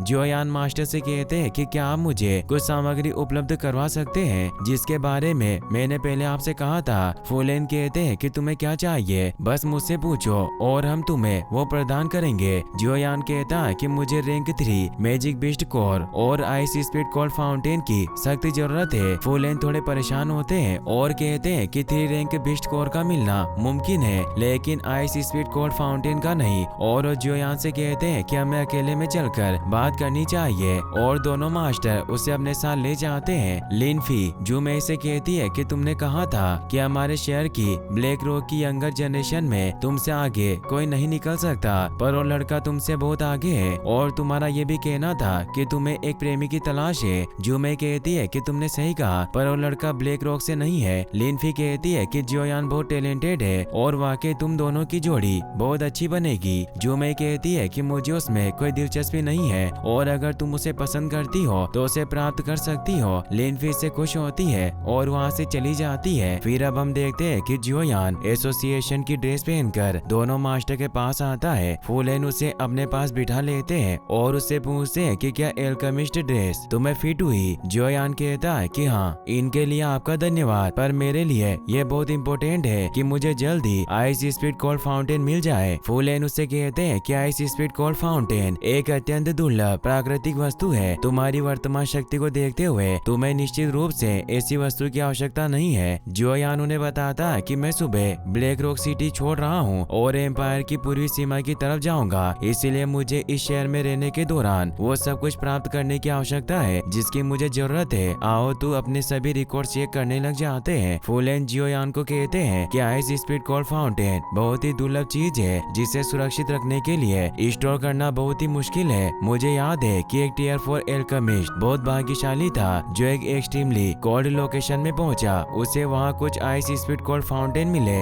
लेकिन अनुचित स्टोरेज के कारण वो सभी सफेद धुएं में बदल गए। फुलेन जियोयान को बताते हैं कि मैंने जियामा साम्राज्य के सभी ट्रेड रिकॉर्ड चेक किए पर मुझे आइस स्पीड कोल्ड फाउंटेन का कहीं जिक्र नहीं मिला। जियोयान उन्हें कहता कि क्या आप में से कोई भी ऐसे व्यक्ति को जानता है जिसके पास ये हो सकता है ताकि मैं उसे उच्च कीमत पर खरीद सकूं। दोनों मास्टर कहते हैं कि ऐसा कोई नहीं है। फुलेन बताते हैं कि आइरिस स्पीड कोल्ड फाउंटेन कोई ऐसी वस्तु नहीं है जिससे केवल सोने के सिक्कों में मापा जा सके, इसीलिए अगर किसी के पास ये होगा भी तो उससे व्यापार करना बहुत कठिन होगा। जियोयान कहता है कि अगर ऐसी बात है तो अब मैं आपसे विदा लूंगा और वहाँ से जाने लगता है। तो आओ तो उसे रोकते हैं क्योंकि किसी ऐसे व्यक्ति को जानते थे जिसके पास ये हो सकता है और उसे उसके पास ले जाने के लिए निकल जाते हैं। वो जियोयान को बताते हैं कि मैं वास्तव में नहीं चाहता था कि तुम उस आदमी के साथ ट्रेड करो। जियोयान कहता है कि आप किस आदमी की बात कर रहे हैं, क्या आप कृपया मुझे विस्तार से बताएंगे। आओ तो उसे एक पुराने घर के पास ले आते हैं और जियोयान को बताते हैं कि जब हम अंदर जाएंगे तो तुम ध्यान पूर्वक मुझे फॉलो करना और ये याद रखना कि हमें उस आदमी को भड़काना नहीं है। अब वो दोनों घर के अंदर आते हैं तभी जियोयान का पैर एक ट्रे पर पड़ जाता है जिससे उस पर हमला होता है, मगर मास्टर उसे बचा लेते हैं और बताते हैं कि आदमी हमेशा ऐसी शरारतें करता रहता है। अब वो सीढ़ियों से ऊपर जाने लगते हैं तभी जियोयान को एक बड़ी आंख दिखाई देती है जिससे वो डर जाता है। मास्टर बताते हैं कि एक स्टेसी बिस्ट की आंख है जिस पर ध्यान देने से तुम्हें मति भ्रम कर सकती है, इसीलिए इस पर ध्यान मत देना। मगर जियोयान ने उसे देख लिया था इसीलिए उसे मास्टर एक ब्यूटीफुल लड़की के रूप में नजर आते हैं। जियोयान कुछ देर में ही नॉर्मल हो जाता है और वो मास्टर के साथ ऊपर जाता है जहाँ उस आदमी की आवाज आती है जिसने अपने रूम पर एक मजबूत स्टील का गेट लगा रखा था। वो आदमी हंसता हुआ कहता है कि तुम अंदर नहीं आ सकते चाहे तुम वाइस प्रेसिडेंट हो। आओ तू अपनी स्पीड पावर को एक्टिवेट करके उस गेट को तोड़ देते हैं। ये देखकर जियोयान सोचता है कि आओ तू का स्तर कम से कम 2 स्पीड के लेवल का होना चाहिए। उस गेट के टूटने की वजह से वो आदमी पिचक गया था।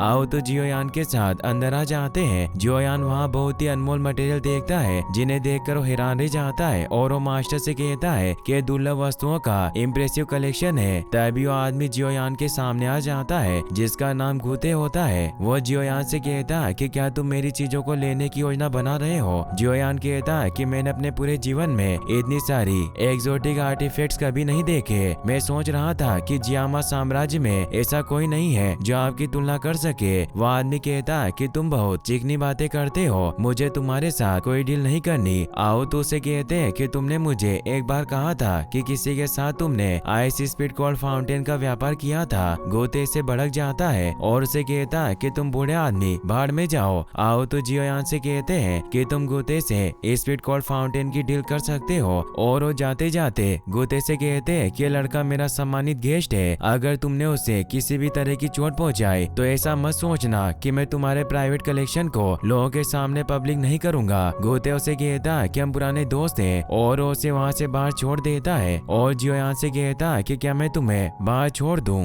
या तुम खुद चले जाओगे। जियोयान उनके पास बैठ जाता है और बताता है कि मेरा मानना है कि इस दुनिया में हर चीज का सही मूल्य पर कारोबार किया जा सकता है। गोते हंसने लगता है और कहता है कि कौन तुम्हारे साथ व्यापार करना चाहेगा। जियोयान कहता है कि मेरे पास कुछ ऐसा है जो तुम्हें रुचिकर लगे, क्या आप उसके बदले आइस स्पीड कोल्ड फाउंटेन का व्यापार करेंगे। गोते कहता है कि मैं उसे किसी भी कीमत पर नहीं बेचूंगा। तो जियोयान उसे विंग्ड लायन किंग का बर्थ एसेंस दिखाता है और कहता है कि तुम्हारा इसके बारे में क्या ख्याल है। गोते उसकी सुगंध से खुश हो जाता है और कहता है कि नीलम शेर का बर्थ एसेंस है, मुझे विश्वास नहीं हो रहा तुम्हारे पास इतनी आकर्षक चीज हो सकती है। और वो कहता है कि छोटे भाई अभी तक मुझे तुम्हारा नाम नहीं पता। जियोयान उसे अपना नाम बताता है। गोते उसे कहता है कि तुम आइस स्पीड कोल्ड फाउंटेन की तलाश कर रहे हो, मुझे पता है तुम जानते हो कि वो वस्तु कितनी दुर्लभ है। जियोयान कहता है कि बेशक मैं जानता हूँ वरना मैं तुम्हें ये बर्थ एसेंस नहीं नहीं देता तो गुते वहाँ एक बॉक्स पर बैठ जाता है और कहता है कि तुम्हारा नीलम शेरशार वास्तव में अद्भुत होगा, पर तुम ये जानते हो कि ये केवल उन लोगों के लिए प्रभावी होता है जो अग्निगुण के साथ प्रैक्टिस करते हैं, इसीलिए इसका मूल्य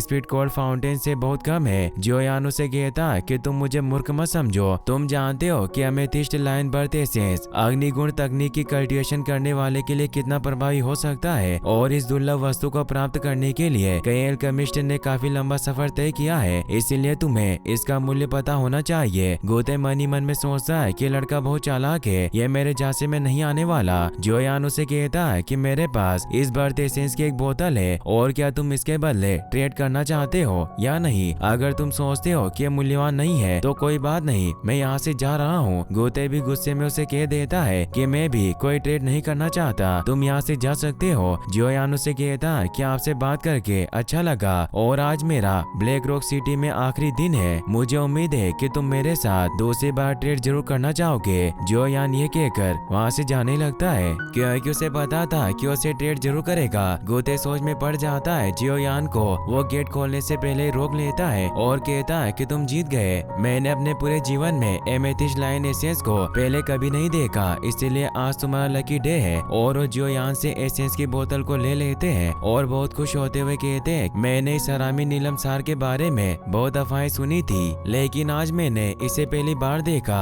जोयान उन्हें कहता है कि क्या आप मुझे आइस स्पीड कोल्ड फाउंटेन दिखा सकते हैं, तो गोते अपने नीचे वाली जेब से वो आइस स्पीड कोल्ड फाउंटेन निकाल देते हैं और कहते हैं कि इसे मुझसे दूर ले जाओ। याओ लाओ मनी मन में जोयान को बताते हैं कि वही है। जोयान कहता है कि वास्तव में अजीब दिखने वाला आइटम है, इसमें कोई संदेह नहीं है कि ओनली फ्लेम को अवशोषित करते वक्त यह बहुत महत्वपूर्ण होगा। फिर हम अगले दिन देखते हैं कि जोयान ट्रांसपोर्ट लाइन पर आ जाता है जहाँ से उन बड़े पक्षियों को सवारी के लिए भेजा जाता था, पर वहाँ बहुत लंबी भीड़ लगी थी। जोयान सोचता है कि अभी इजिन मेरे पास होती तो मैं उसकी ईगल की मदद से टेगर रेगिस्तान जा सकता था और अब मैं भी अपना एक उड़ने वाला जानवर ढूंढूंगा। तभी वहाँ सिंह अपने मास्टर के साथ आ जाता है जो एक लड़की के साथ होते हैं और वो दुकानदार को बुली करने लगते हैं और कहते हैं कि तुम मेरे रास्ते में आ गए, मैंने तुम्हें लात मारकर अपना पैर गंदा किया, इसीलिए इसे साफ करो। जियोयान को इससे गुस्सा आता है। सिंह जियोयान को देख लेता है और अपने मास्टर को इस बारे में बताता है। तभी वहाँ मास्टर आओ तू आ जाते हैं जो जियोयान को कहते हैं कि तुमने बहुत अच्छा किया, उस बूढ़े गुते को ट्रेड करने के लिए मना लिया। तभी वहाँ लिनफी आ जाती है जो जियोयान को कहती है कि तुम हमें छोड़कर जा रहे हो, तुम वापस कब लौटोगे, और वो जियोयान से चिपकने लगती है। जियोयान को उसका अजीब व्यवहार देखकर कुछ समझ नहीं आता कि मुझसे इतना चिपक क्यों रही है। तभी वहाँ फूल है जू मे के साथ आ जाते हैं। जू मे लिनफी को जियोयान के साथ चिपका देकर बहुत बुरा फील करती है। फूलेन जियोयान को कहते हैं कि तुमने जो मांगा था वो मिल गया और उसे रैंक 3 मैजिक बिस्ट कोड देते हैं। जियोयान कहता है कि आपका बहुत बहुत धन्यवाद। मास्टर कहते हैं कि इसकी कोई जरूरत नहीं है, 6 महीने में हमारी कैपिटल के भीतर एक एल्केमिस्ट सम्मेलन का आयोजित किया जाएगा, क्या तुम इसमें भाग लेने के लिए इंटरेस्टेड हो। ये जियामा साम्राज्य के लिए एक बड़ा इवेंट है, यहाँ तक कि कॉन्टिनेंट के कई साम्राज्यों से भी कुछ एल्केमिस्ट यहाँ इवेंट में शामिल होंगे, इसीलिए इस इवेंट को मिस करना शर्म की बात होगी। जियोयान कहता है कि अगर मैं उस समय फ्री रहूंगा तो मैं आकर जरूर देखूंगा। आओ तो जियोयान से पूछते हैं कि तुम अभी यहाँ क्या कर रहे हो। इस साम्राज्य का नियम है कि एल्केमिस्ट फ्री हवाई यात्रा और विशेष सेवाओं के हकदार है और उसे अपने पीछे आने को कहते हैं। जियोयान जाने से पहले सभी को धन्यवाद देता है। लीफी जियोयान से कहती है कि वापस जरूर आना। फिर हम देखते हैं कि जियोयान उस बड़े से पक्षी पर बने होटल में होता है और वो टेगर रेगिस्तान की तरफ निकल गया था। तभी जियोयान को उस जहाज में शिप और उसका मास्टर भी दिखाई देता है, मगर वो उन पर ज्यादा ध्यान नहीं देता।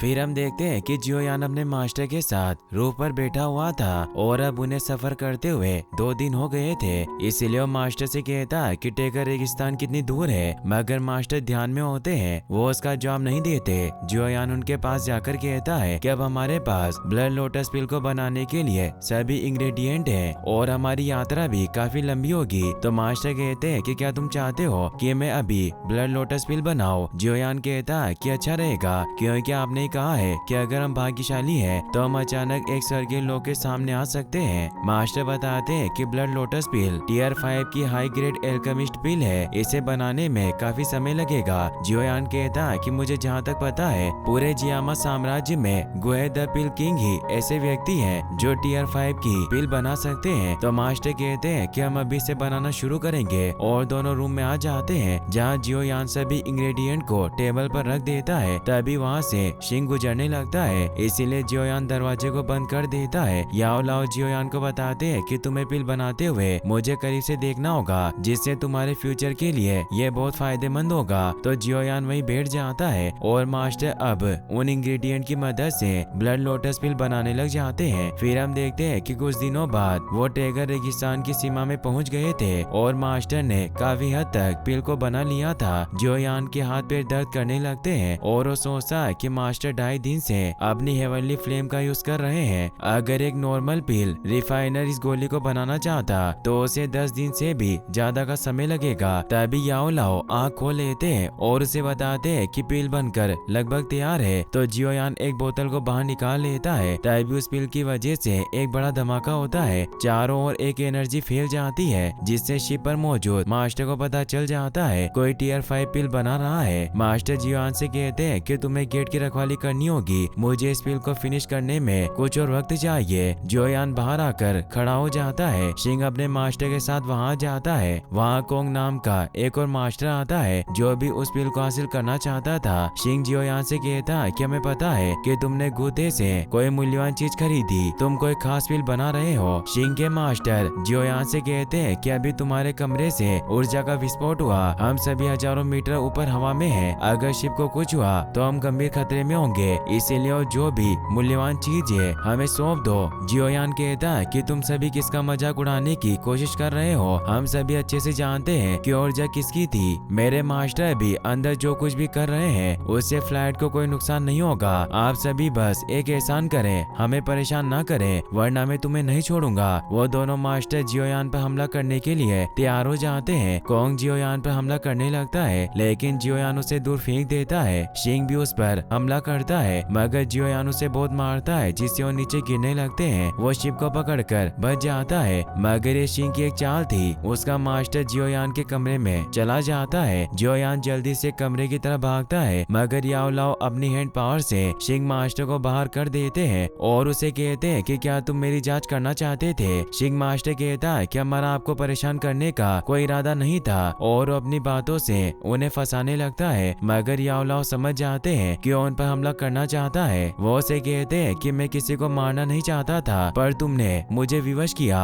और अपनी फ्लेम पावर से उसे राग में बदल देते हैं। जो यहाँ सोचता है कि ओनली फ्लेम की पावर बहुत ज्यादा है। शिंग मास्टर डू ग्रैंड मास्टर था मगर फिर भी वह आसानी से फ्लेम से खत्म हो गया और कोई आश्चर्य नहीं है कि बहुत से लोग हेवनली फ्लेम को पाने के लिए बेताब है। कोंग शिंग को ऊपर लाता है और उसे कहता है कि हमारा एकमात्र मौका है, इसीलिए तुम जियो यान पर हमला करो। शिंग जैसे ही उसकी तरफ बढ़ता है तो कोंग धोखे से उसे मार देता है और वो याओ लाओ से कहता है कि मैं आपका सेवक बनना चाहता हूँ और वो गिड़गिड़ाने लगता है। याओ लाओ जियो यान को ब्लड लोटस पिल देते हैं और कहते हैं कि मुझे कोंग के जैसा नौकर नहीं चाहिए, ये दुनिया एक खतरनाक जगह है, यहाँ ऐसे कई लोग हैं जो दुष्ट हैं। अगर हमने जल्दी निर्णय नहीं लिया तो हमारे साथ विश्वासघात हो सकता है। जियो यान समझ जाता है कि कोंग उन्हें धोखा देगा। तभी कोंग जियो यान पर हमला करने लगता है मगर मास्टर उसे खत्म कर देते हैं, जिससे एक बड़ा ब्लास्ट होता है। फिर अब हम देखते हैं कि जियो यान द ग्रेट टेगर डेजर्ट में पहुंच गया था जहाँ एक बॉन्ड फायर जलाकर बैठा हुआ होता है। उसने एक लिजार्ड डीमन बीस्ट का शिकार किया था। मास्टर कहते हैं कि ये बीस्ट शातिर हो सकते हैं लेकिन ये मानव स्वभाव की क्रूरता की तुलना में कुछ भी नहीं है। जियो यान कहता है कि आप ठीक कह रहे हैं, सही समय पर निर्णय लेना बहुत इम्पोर्टेंट है। मास्टर कहते हैं कि तुम उस आखिरी मुलाकात से काफी बड़े हो गए हो और तुमने मानव स्वभाव का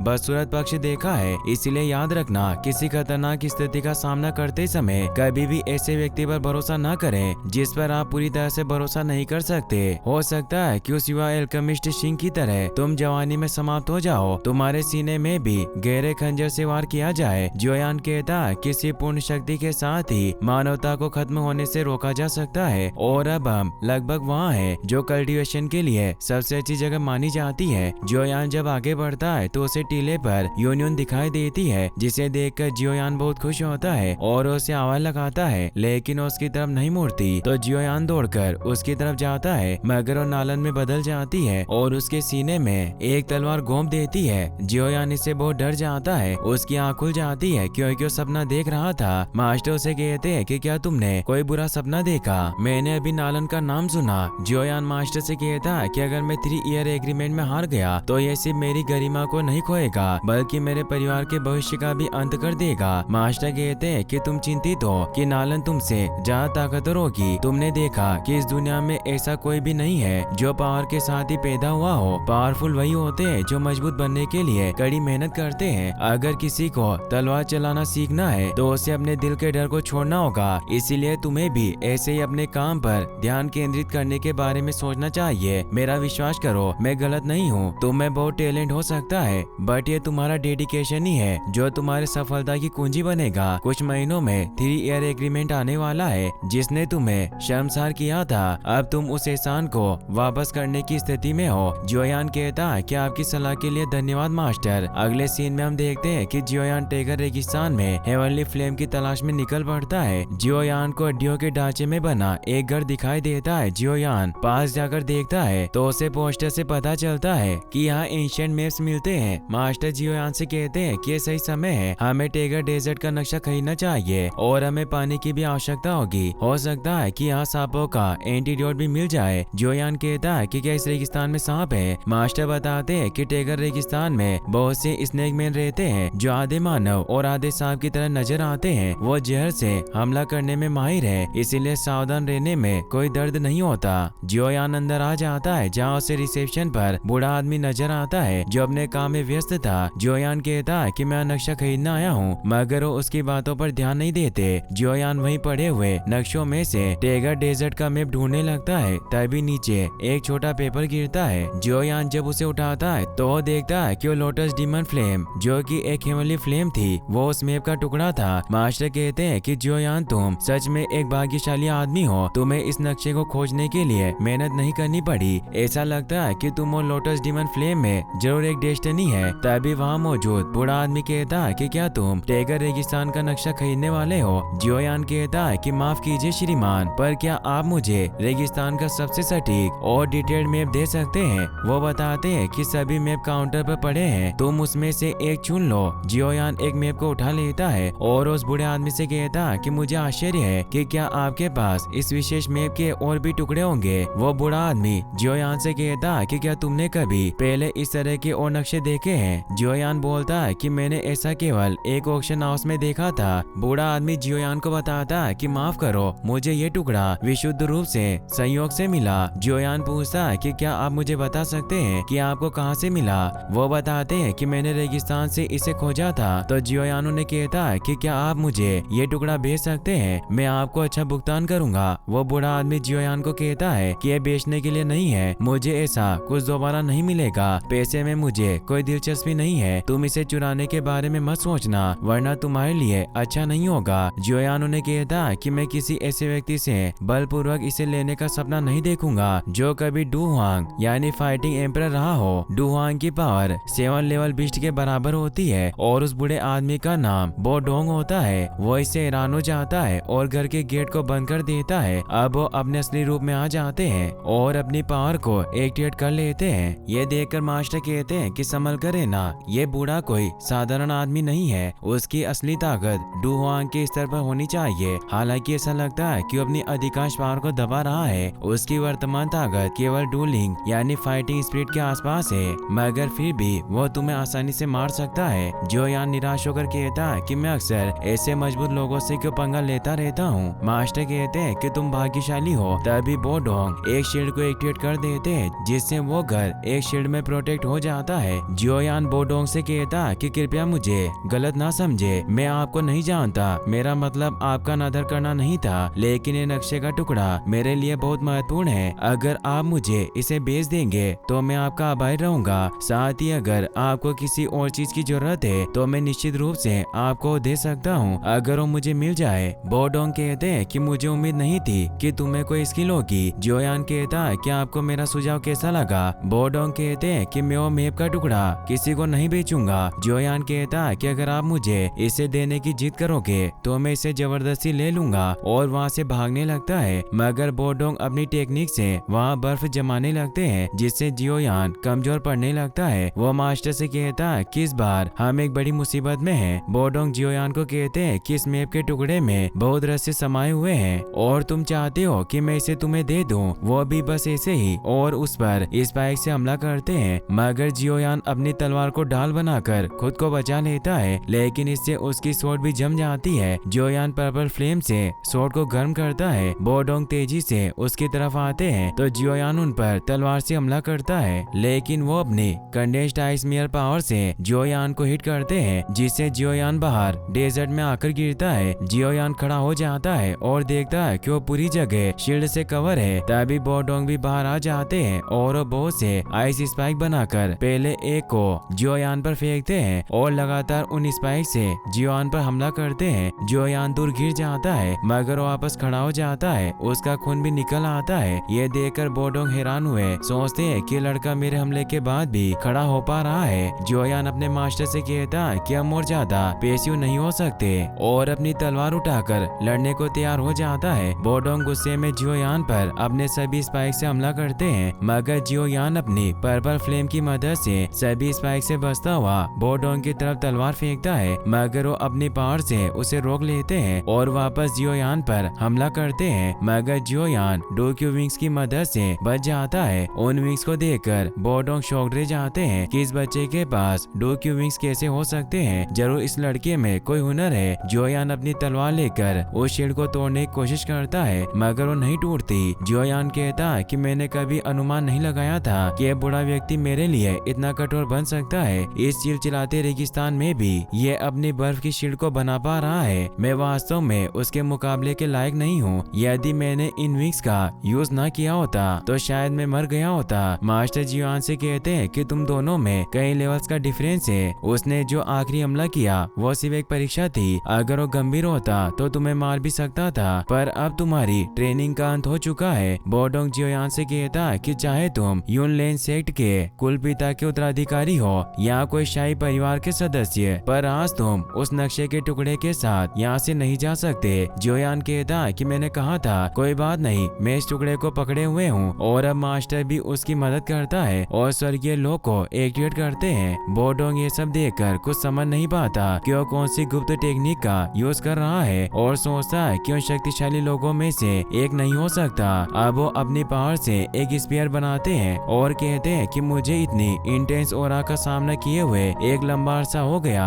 जियोयान उन पर हमला करता है तो खुद को स्पीयर से प्रोटेक्ट करते हैं, मगर जियोयान और याओ लाओ के सोल फोर्स की वजह से वो पीछे खिसक रहे थे। जियोयान उनका स्पीयर तोड़ देता है। बोडोंग कहता है कि मुझे विश्वास नहीं हो रहा कि आज मैं तुम्हारे जैसे युवा लड़के से पिट रहा हूँ, और अब वो साइक्लोन आइस स्ट्राइक पावर को एक्टिवेट कर लेते हैं। जियोयान भी अपने मास्टर की सोल को संग्रहित करता है। बोडोंग जियोयान से कहता है कि अगर तुम आज मर जाते हो तो मुझे दोष मत देना, और उस पर हमला करते हैं तो जियोयान भी उन पर लगातार हमला करने लगता है और एवनली फ्लेम से उस बोडोंग को एक बर्फ के सेल में कैद कर देता है, जिससे अब वहाँ मौजूद शील्ड भी हट जाती है। जियोयान सर झुकाकर कहता है कि मैं आपका अपमान नहीं करना चाहता था, पर यह मैप मेरे लिए बहुत इंपॉर्टेंट है। यह कहकर वो जाने लगता है। बोडोंग कहते हैं कि मैंने कभी नहीं सोचा था कि आप 20 ईयर्स तक एकांतवास में रहने के बाद तुम जैसे बच्चे के कारण मुझे इस स्थिति में होना पड़ेगा। साथ ही जियोयान से ये भी कहते हैं कि मैंने जब इस मैप के छोटे टुकड़े को ढूंढा तो मुझे रेगिस्तान में काफी समय गुजारना पड़ा, इसीलिए मैंने इसे पूरी तरह से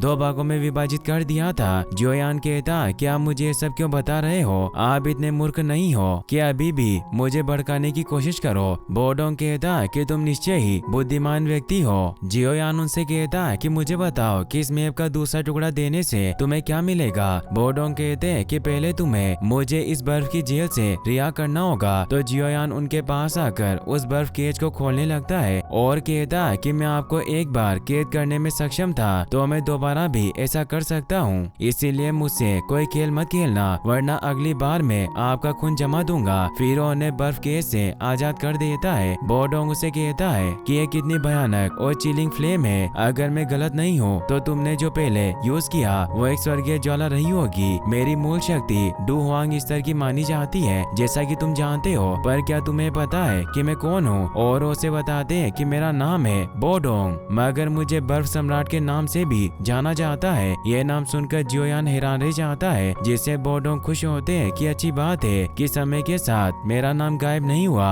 मुझे आश्चर्य है कि तुमने मेरे बारे में सुना है। जियोयान कहता है कि मैंने कभी नहीं सोचा था कि जियामा साम्राज्य का एक प्रसिद्ध डुआंग इस समय एक मानचित्र विक्रेता के रूप में रेगिस्तान में रह रहा होगा। बोडोंग बताते हैं कि सालों पहले मेरी मुलाकात क्वीन मेडुसा से हुई थी और तुम अच्छी तरह से याद रखना, क्वीन मेडुसा इस महाद्वीप पर टॉप रैंक के डुआंग में से एक है और हमारी लड़ाई से इस बात में कोई संदेह नहीं था कि मैं उससे पूरी तरह से हार गया। मेडुसा ने मुझे स्नेक सील से श्रापित कर दिया, जिससे सील मेरी शक्ति को डूलिंग स्तर तक सीमित कर रही है। जियोयान कहता है कि आप कृपया मुझे ये मत कहना कि आप चाहते हैं कि मैं आपके लिए वो सील तोड़ दूं। बोडोंग कहते हैं कि मैं यही चाहता हूँ। जियोयान परेशान होता है और ने कहता है कि आप मुझसे बहुत ज्यादा उम्मीद कर रहे हैं, मेरे पास इतनी भी स्किल नहीं है। बोडोंग कहते हैं कि नॉर्मली मैं तुम्हें दूसरे नक्शे के टुकड़े के बारे में नहीं बताता, लेकिन तुमने जो फ्लेम लड़ाई के वक्त यूज की, मुझे अपना विचार बदलने पर विवश होना पड़ा। मगर तुम मेरे लिए वो पिल बना सकते हो जिसकी मुझे आवश्यकता है, तो मैं तुम्हें केवल दूसरे मैप का टुकड़ा ही नहीं दूंगा, बल्कि मैं तुम्हारा एहसानमंद रहूंगा। जियोयान उनसे पूछता है कि आपको जो पिल चाहिए वो किस टीयर की है। बोडोंग कहते हैं कि टीयर 6 की। जियोयान इससे हिल जाता है और उन्हें कहता है कि मैं सिर्फ एक छोटा टीयर 2 एल्केमिस्ट हूँ। बोडोंग कहते हैं कि एक डुहुआंग का एहसानमंद होना तुम्हारे एफर्ट की सही कीमत है। मास्टर मन में जियोयान को कहते हैं कि हमें मैप के सभी टुकड़े प्राप्त करने हैं ताकि हम प्यूरिफाइंग लोटस डीमन फ्लेम को पा सके, जो तुम्हारे फ्यूचर की टेक्निक के विकास के लिए बहुत महत्वपूर्ण है। जियोयान कहता है कि आप कह रहे हैं कि हम ये पिल बना सकते हैं। याओलाओ कहते हैं कि पहले हमें इसकी मदद करनी होगी और वास्तव में एक डुहुआंग से सहायता प्राप्त करना उस पिल की अच्छी कीमत होगी। जियोयान बोडोंग से कहता है कि मैं आपके लिए वो पिल बनाऊंगा, लेकिन क्या आप पिल बनाने के लिए एल्केमिस्ट के नियम को जानते हैं? बोडोंग कहते हैं क्या मैं जानता हूँ, पिल बनाने के सभी रॉ मटेरियल मुझे उपलब्ध करवाने होंगे। फिर हम देखते हैं कि वो जियोयान को अंदर ले आते हैं और उसे बताते हैं कि मैंने अपने उपचार के लिए अधिकांश जड़ी बूटियों को इकट्ठा कर लिया है, लेकिन अभी भी एक लापता है। उस इंग्रेडिएंट को सेंड मैंड्रेक कहा जाता है और ये केवल स्नेक ट्राइब के कंपाउंड्स के भीतर ही पाया जाता है। लेकिन जैसा तुम जानते हो, मेरे भीतर क्वीन मेडुसा की सील है, जिस वजह से मैं जैसे ही महान टेगर डेजर्ट की गहराइयों में जाता हूँ तो मुझे पहचान लेगी।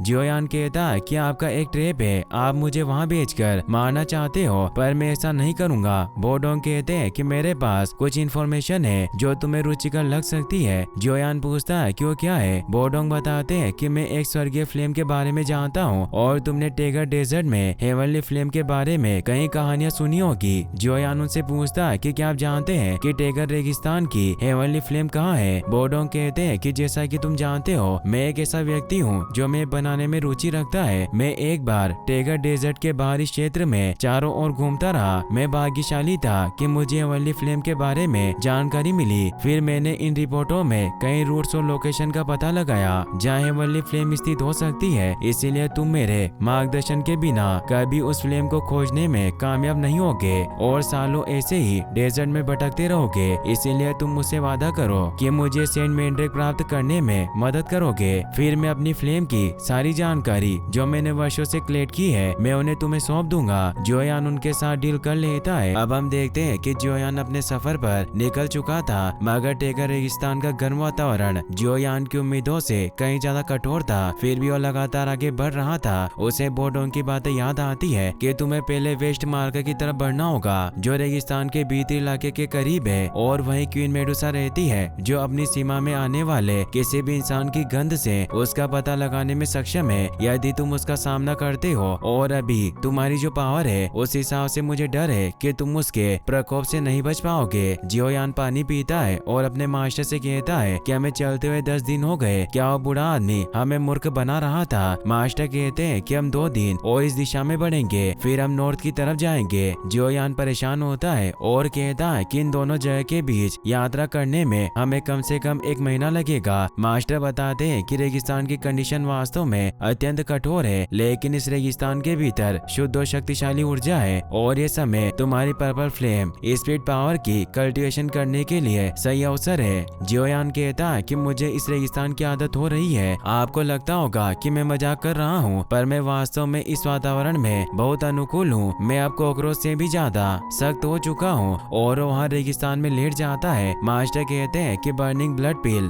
डू जो क्यू पावर को बढ़ाने में मदद करेगी और इस रेगिस्तान की गहराई में मौजूद प्योर फायर को अवशोषित करने में साथ देगी। और उस पर पिल डालते हैं जिससे उसे बहुत दर्द होता है, मगर वो दर्द सहन करता है और उसकी पावर बढ़ने लगती है। अब वो 2 स्टार डूशी बन जाता है। तभी वहाँ से एक घायल आदमी आता है जिसका नाम डेंजी था, जो किसी से डरता हुआ आगे बढ़ रहा था, इसीलिए वो जियोयान को देख नहीं पाता और उससे ठोकर खाकर नीचे गिर जाता है। जियोयान रेस से बाहर निकलकर देखता है और उस आदमी को अपनी स्पेस रिंग से पानी की बोतल देता है और अपनी तलवार लेकर वहाँ से जाने लगता है। वह आदमी जियोयान को कहता है कि प्लीज मुझे अकेला छोड़कर न जाए, हमारे ग्रुप पर सेंट मर्सेनरी ग्रुप द्वारा हमला किया जा रहा है, इसीलिए आप कृपया रॉक डेजर्ट सिटी जाएं और मदद मांगे। जियोयान कहता है कि माफ करना, मैं अभी जल्दी में हूँ, मगर आदमी कहता है कि हमारी मदद करें, अगर आपने हमारे ग्रुप को बचाया तो हमारा डेजर्ट मेटल मर्सेनरी ग्रुप आपको अच्छी कीमत देगा। जियोयान मेटल मर्सेनरी ग्रुप का नाम सुनकर रुक जाता है और उसे कहता है कि तुम डेजर्ट मेटल मर्सेनरी ग्रुप के सैनिक हो, तो तुम्हारे लीडर का नाम क्या है? वो बताता है कि उनका नाम जियोडिंग और जियोली है। इससे जियोयान हैरान होता है क्योंकि वो दोनों उसके भाई थे। वही हम सेंट मर्सेनरी ग्रुप को देखते हैं जो एक जायंट स्नेक का शिकार कर रहे होते हैं और उन्होंने वहाँ मेटल मर्सेनरी ग्रुप के लोगों को घेर लिया था, जिसमें जूलेन नाम की लड़की भी थी। वो सेंट मर्सेनरी ग्रुप के मोजिंग से कहती है कि अगर हमारे दोनों एल्डर को इस बात का एहसास हुआ कि हम वापस नहीं आए तो तुम्हें नहीं छोड़ेंगे। मोजिंग कहता है कि उन्हें पता ही नहीं चलेगा कि हमने तुम्हारे साथ क्या किया, उन्हें लगेगा कि तुम सांप के इलाके में भटक गए होंगे। मोजिंग उस लड़की की बॉडी देखते हुए कहता है कि सुंदरी तुम चिंता मत करो, मैं तुम्हें बख्श दूंगा, और वो उस जायंट स्नेक को छोड़ देता है और वो मेटल मर्सेनरी ग्रुप के लोगों पर हमला करने के लिए आगे बढ़ता है। मगर तभी वहाँ जियोयान आकर उस बीस्ट को अपनी तलवार से मार देता है। सभी से हैरान रह जाते हैं। मोजिंग उसे कहता है कि तुम कौन हो, तुम्हारी इस सांप को मारने की हिम्मत कैसे हुई, इसे पकड़ने के लिए मैंने बहुत मेहनत की थी। जियोयान जूलेन से पूछता है कि क्या तुम मेटल मर्सेनरी ग्रुप से हो, तो हमें जवाब देती है। मोजिंग उसे कहता है कि हम सेंट मर्सेनरी ग्रुप से हैं और हमारे साथ लड़ाई करना तुम्हारे लिए अच्छा नहीं होगा। जियोयान उस पर हमला करके उसे दूर फेंक देता है, जिससे उसके सभी सैनिक डर जाते हैं। जियोयान उन सभी को भी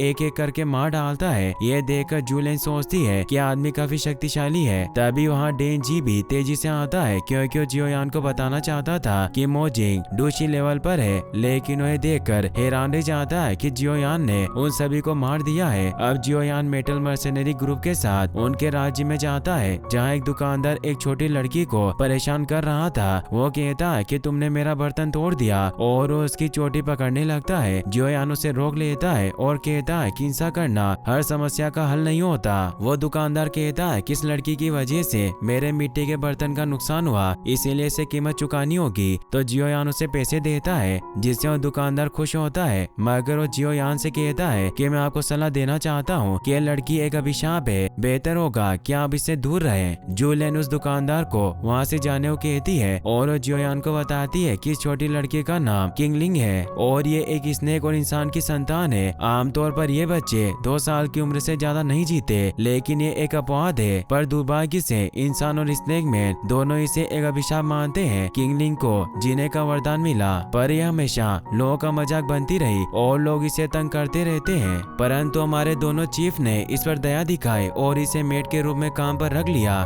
जियोयान किंगलिंग की उसके बिखरे हुए सामान को समेटने में मदद करता है। तभी जियोयान की नजर उस लड़की के हाथ पर बने स्नेक के निशान पर जाती है, जिससे वो लड़की उससे माफी मांगती है कि मैं आपको डराना नहीं चाहती थी। जियोयान उस लड़की का निशान देखता हुआ कहता है कि तुम्हारे हाथ काफी सुंदर है। किंगलिंग को जियोयान थोड़ा अलग लगता है। जूलेन जियोयान को अंदर दोनों चीफ के पास लेकर जाने लगती है। तभी रास्ते में सैनिक जूलेन से पूछते हैं कि डेंजी बता रहा था कि तुम पर सेंट मर्सेनरी ग्रुप के लोगों ने हमला किया, क्या तुम ठीक हो? जूलेन कहती है कि मैं ठीक हूँ, और क्या दोनों चीफ अंदर हैं? सैनिक बताता है कि दोनों चीफ ने जब जियोयान का नाम सुना तो तुरंत ऑफिस में आ गए। जूलेन जियोयान को बताती है कि दोनों मुखिया अक्सर तुम्हारे बारे में बात करते रहते हैं। तो जियोयान कहता है कि तुम्हें पता चल गया कि वो दोनों मेरे भाई हैं। फिर वो उसे उनका रूम दिखाती है। जियोयान वहाँ चला जाता है। वो जैसे ही डोर नॉक करता है तो जियोली दरवाजा खोलता है, जो उसका सेकंड ब्रदर था। वो उसे देखकर बहुत खुश होता है और कहता है कि मुझे विश्वास नहीं हो रहा कि तुम यहाँ हो। जियोयान कहता है कि मैंने आपको वर्षों से नहीं देखा,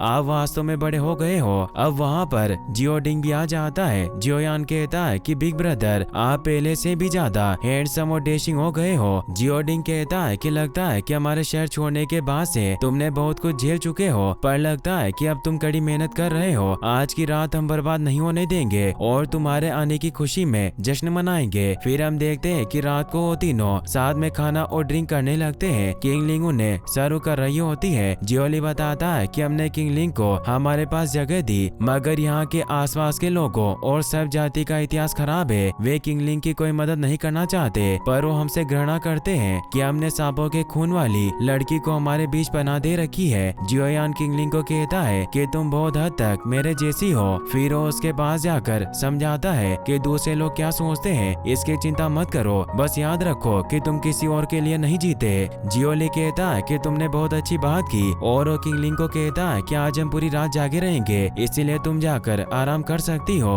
वो उनके प्याले में ड्रिंक भरकर चली जाती है। जियोली कहता है कि जियोयान अब तुम्हारी फिजिकल प्रॉब्लम सोल्व होती नजर आ रही है। ऐसा लगता है कि तुम अब डूशी यानी 3rd लेवल पर पहुंच चुके हो। जियोयान कहता है कि मैं अचानक ट्रेनिंग के दौरान मेरी रैंक टूट गई और 2 स्टार डूशी बन गया। तो सेकंड ब्रदर कहता है कि तुम वास्तव में कमाल की हो। जियोयान उन्हें बताता है कि कुछ सालों पहले मुझे परिवार में कचरा समझा जाता था। मैं वास्तव में आप दोनों का आभारी हूँ, क्योंकि उस समय जब लड़के मुझे अपनी पावर के कम होने की वजह से परेशान करते थे, तो आप ही वो दोनों थे जिन्होंने मेरी गरिमा की रक्षा की, उन लोगों को पीटा और कुचला जिन्होंने मेरा मजाक उड़ाने का साहस किया, और साथ ही आपने हमारे परिवार की सजा का खामियाजा भुगता।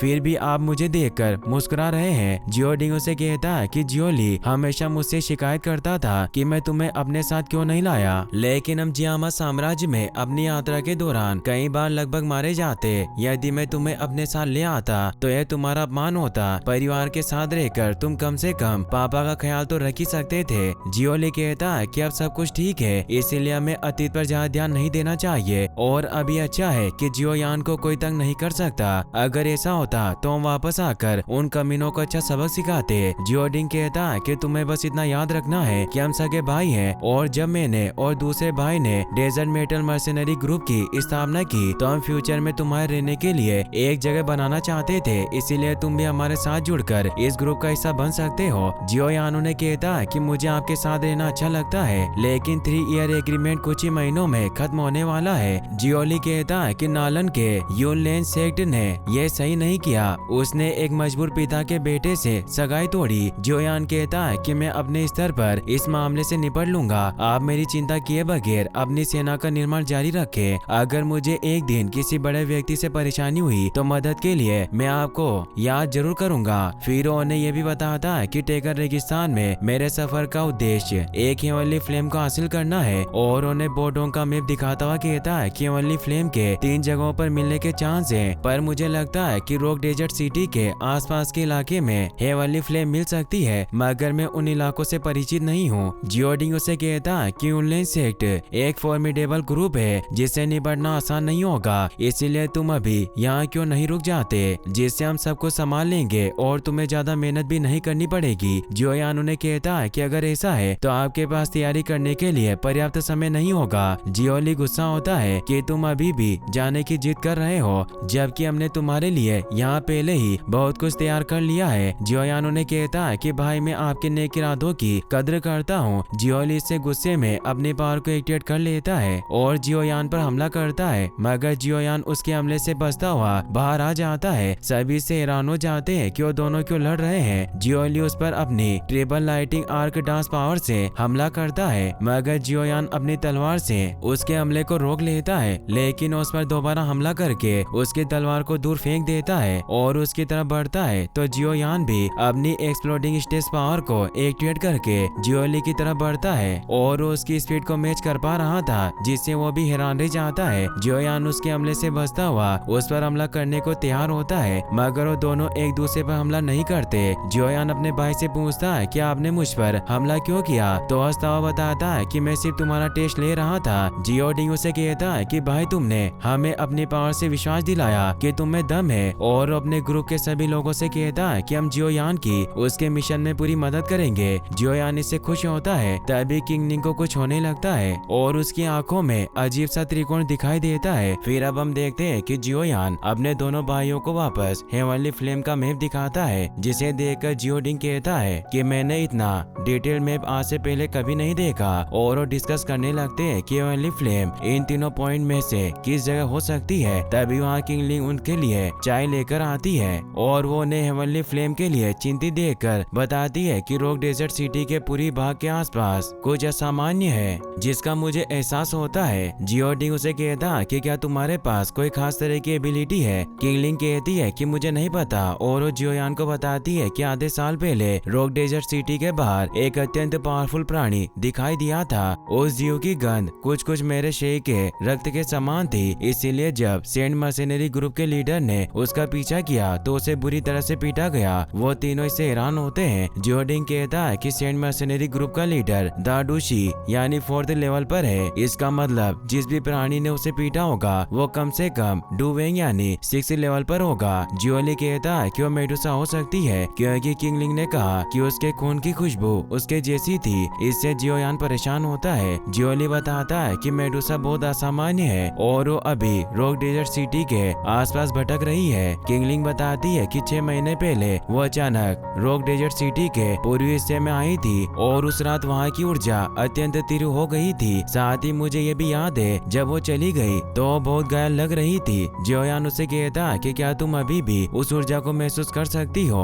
और हमें उस लोकेशन पर ले जाओगी जहाँ मेडुसा आई थी। किंगलिंग बताती है कि उस बात को 6 महीने हो गए पर अभी भी मैं उस ऊर्जा को महसूस कर पाती हूँ। समय समय पर वो ऊर्जा भटकती रहती है और आज जब तुम जियोली से फाइट कर रहे थे तब भी मुझे उस ऊर्जा का एहसास हुआ और उन्हें हेवनली फ्लेम के एक पॉइंट पर उंगली करते हुए बताती है कि मेरे हिसाब से वो एनर्जी सोर्स इस जगह होना चाहिए। फिर वो जियोयान से कहती है कि अगर आप वहाँ जाना चाहे तो मैं आपको वहाँ ले जा सकती हूँ। जियोयान इससे खुश होता है। जियोली कहता है कि ये जगह सेंट मर्सेनरी ग्रुप बेस के बगल में है। वहीं हम सेंट मर्सेनरी ग्रुप के लीडर लुओबो को देखते हैं जिसके पास मोजिंग पहुंच जाता है क्योंकि वो जियोयान के हमले से जिंदा बच गया था। वो अपने मालिक को बताता है कि इस बार जियोडिंग के समूह में किसी मजबूत व्यक्ति को नियुक्त किया गया है। हम सिर्फ रास्ते में जाल बिछा रहे थे और उसने हमला कर दिया। वो अपने मालिक को भड़काने लगता है कि अगर ऐसे ही जियोडिंग का ग्रुप मजबूत होता रहा तो हमारे लिए बड़ी समस्या खड़ी कर सकता है। और मैंने उस नए लड़के के बारे में पता लगाया, उसका नाम जियोयान है जिसकी पावर केवल 3rd लेवल पर है। लुओबो डिसाइड कर लेता है कि उन सभी को सबक सिखाकर रहेगा। इससे मोजिंग खुश होता है। फिर हम देखते हैं कि जियोयान किंगमिंग और अपने भाइयों के साथ हेवनली फ्लेम की तलाश में निकल जाता है। जूलेन जियोयान को बताती है कि हमारे आदमियों ने आगे का रास्ता खोज निकाला है, आगे का रास्ता क्लियर है, हम आधे दिन में वहाँ पहुँच जाएंगे। जियोयान उसे तेज कहता है तो जूलेन उसे कहती है कि इसकी कोई जरूरत नहीं है। 2 दिन पहले तुमने हमें सेंट मर्सेनरी ग्रुप से बचाया था, इसीलिए अब हमारी बारी है एहसान चुकाने की। जल्दी हम सेंट मर्सेनरी ग्रुप के इलाके में पहुंच जाएंगे, इसीलिए तुम्हें सावधानी से रहना होगा क्योंकि टाउन मास्टर के अलावा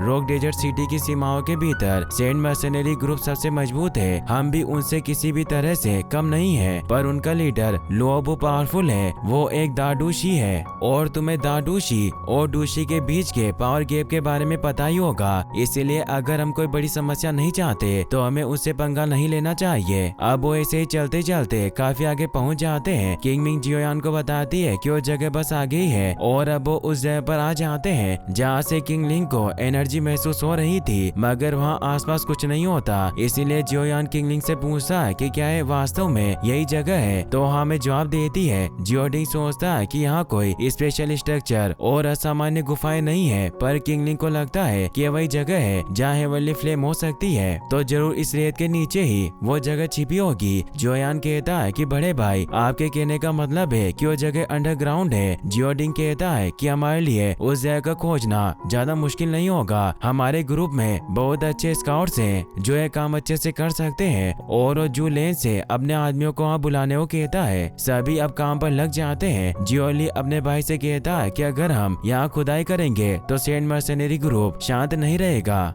जियोयान कहता है कि कोई चिंता नहीं है, आप लोग बस उस सीक्रेट पैसेज की तलाश करें, उन सेंट मर्सेनरी के लोगों को मैं संभाल लूंगा। जियोली कहता है कि क्या तुम लुओबो को अपने दम पर संभाल सकते हो। जियोयान कहता है कि तुम चिंता मत करो, मैं ऐसा इसलिए कह रहा हूँ क्योंकि मुझे विश्वास है कि मैं कर सकता हूँ। अब जियोयान वहीं बैठकर कल्टीवेशन करने लगता है और जियोडिंग के लोग वहाँ खुदाई कर रहे होते हैं। वक्त ऐसे ही बीता रहता है। शाम होते ही वहाँ सेंट मर्सेनरी ग्रुप के लोग भी पहुँच जाते हैं जो छिपकर उन पर नजर रख रहे रहे थे तभी एक सैनिक जियोयान और उसके भाइयों को आकर बताता है कि हमें एक सीक्रेट रास्ता मिला है। इससे वो खुश होते हैं और जियोयान तेजी से उस तरफ भागता हुआ जाता है और वो देखता है कि उन्हें वहाँ पर एक गहरी सुरंग मिली है। एक सैनिक बताता है कि ये जगह गहरी रेत से ढकी हुई थी, अगर किंगलिंग मार्गदर्शन नहीं करती तो हम इस जगह को नहीं ढूंढ पाते। जियोयान किंगलिंग के सर पर हाथ रखकर कहता है कि छोटी बच्ची वास्तव में इनक्रेडिबल है और अब वो अपने भाइयों को कहता है कि हमें नीचे चलना चाहिए। तभी उन्हें मोजिंग के हंसने की आवाज सुनाई देती है क्योंकि सेंट मर्सनरी ग्रुप वहाँ आ चुका था। जियोडिंग के साथी भी लड़ने को तैयार हो जाते हैं। जियोडिंग लोबो से कहता है कि हम डेजर्ट मेटल मर्सनरी ग्रुप अभी यहाँ पर एक कार्य कर रहे हैं, इसीलिए इसमें दखल ना दे। मोजिंग कहता है कि मुझे इस बात की जानकारी है कि मर्सनरी गिल्ड ने तुम्हारे लिए असाइनमेंट जारी नहीं किया, वैसे भी एरिया हमारे ग्रुप के अंडर में है। जियोली गुस्से में अपनी पावर को एक्टिवेट करके उस पर हमला करता है और उसे मारने लग जाता है, मगर तभी लुओबू जियोली पर हमला करता है और उसे दूर कर देता है। जियोली के मुंह से खून निकल आता है और उन्हें पता था कि वो लुओबो से नहीं लड़ सकते, मगर जियोयान अपनी मास्टर की चिलिंग फ्लेम को एक्टिवेट करता है और तेजी से मोजिंग के पास जाकर उसे राग में बदलने लगता है। वो उसे कहता है कि तुम्हारे विचार बहुत ही बुरे हैं, तुम कुत्ते के सर वाले बदमाश हो। ये कहकर उसे खत्म कर देता है। इसे लोबो और उसके साथी डर जाते हैं। लोबो कहता है कि तुम्हारी पावर डुआंग की है, पर ये कैसे हो सकता है कि तुम तो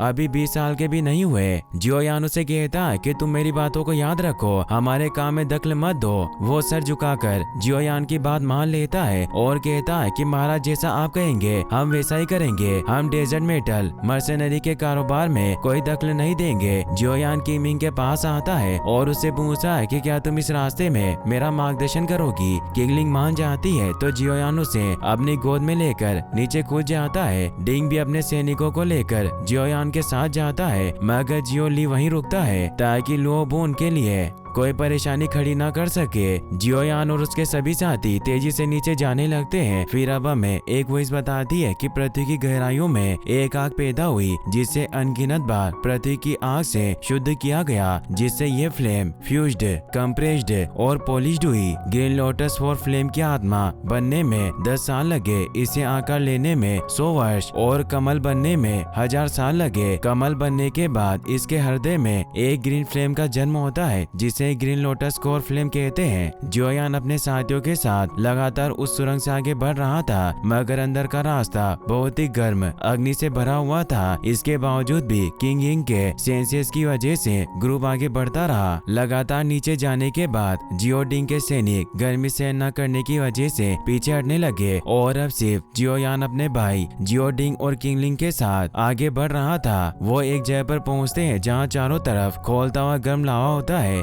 जियोडिंग कहता है कि मैंने कभी नहीं सोचा कि रॉक डेजर्ट सिटी के नीचे इतनी भयानक जगह छिपी हुई होगी। जियोयान कहता है कि वास्तव में यह अंडरग्राउंड वर्ल्ड शानदार है। डिंग कहता है कि आगे कोई रास्ता नहीं है, अब हम क्या करेंगे। जियोयान अपने डोक्यू विंग्स को एक्टिवेट कर लेता है, जिसे देखकर जियोडिंग हैरान रह जाता है और उसे कहता है कि क्या तुम सच में डुवेंग यानी 6 लेवल पर हो, पर यह कैसे संभव हो सकता है। जियोयान कहता है कि मैं इस जगह को चेक करने जा रहा हूँ, मेरा विश्वास करो, मुझे कुछ नहीं होगा। और वहाँ से उड़ जाता है। लावे में तेज विस्फोट हो रहे थे। जियोयान सभी बाधाओं को पार करता हुआ आगे बढ़ता है और हेवनली फ्लेम को खोजने लगता है। किंगलिंग को एहसास हो जाता है कि कोई चीज उसका पीछा कर रही है, इसीलिए उसे सावधान रहने को कहती है। तभी लावे से एक 2-हैंडेड जायंट स्नेक बाहर निकलता है जो जियोयान पर हमला करता है। जियोयान फाइट करता उसे खत्म करने की कोशिश करता है, मगर वो स्नेक ताकतवर था। जियोयान किसी तरह उससे बचता है, पर वो स्नेक अब जियोयान को जलाने की कोशिश करता है और वहाँ एक धमाका होता है जिससे जियोडिंग को लगता है कि जियोयान मारा गया, पर वो याओलाओ की पावर से बच गया था और वो स्नेक पर हमला करके उसे दूर कर देता है। ये देखकर डिंग खुश होता है। याओलाओ जियोयान को बताते हैं कि 2-हैंडेड फ्लेम स्पीड सरपेंट अपने द्वारा निकले जाने वाले लावे को भोजन की तरह इस्तेमाल करते हैं, जिससे इसे विकसित होने में आसानी होती है। ये कुछ ही समय में एक रैंक 6 जादुई जानवर में विकसित हो सकता है, जिसका सामना एक डुहांगी कर सकता है। वो सरपेंट जियोयान के चारों तरफ अपनी खास टेक्निक से हमला करता है, मगर जियोयान उससे बच जाता है, जिससे वो सरपेंट अब किंगलिंग की तरफ बढ़ने लगता है ताकि उन्हें खत्म कर सके। जियोडिंग किंगलिंग को प्रोटेक्ट करता है, मगर वो सरपेंट के हमले से दूर गिर जाता है। सरपेंट किंगलिंग को मारने के लिए आगे बढ़ता है, मगर तभी किंगलिंग की आंखें ग्लो करने लगती है और वो सरपेंट किंगलिंग के साथ बॉन्ड हो जाता है। तभी जियोयान भी वहां आकर उस सरपेंट पर हमला करके उसे लावे में गिरा देता है। किंगलिंग जियोयान को बताती है कि मुझे पता है कि हेवनली फ्लेम कहाँ है, और वो उस सरपेंट को वापस ऊपर बुलाती है। इससे जियोयान डर जाता है और वापस उस पर हमला करने लगता है। किंगलिंग उसे रोककर बताती है कि अब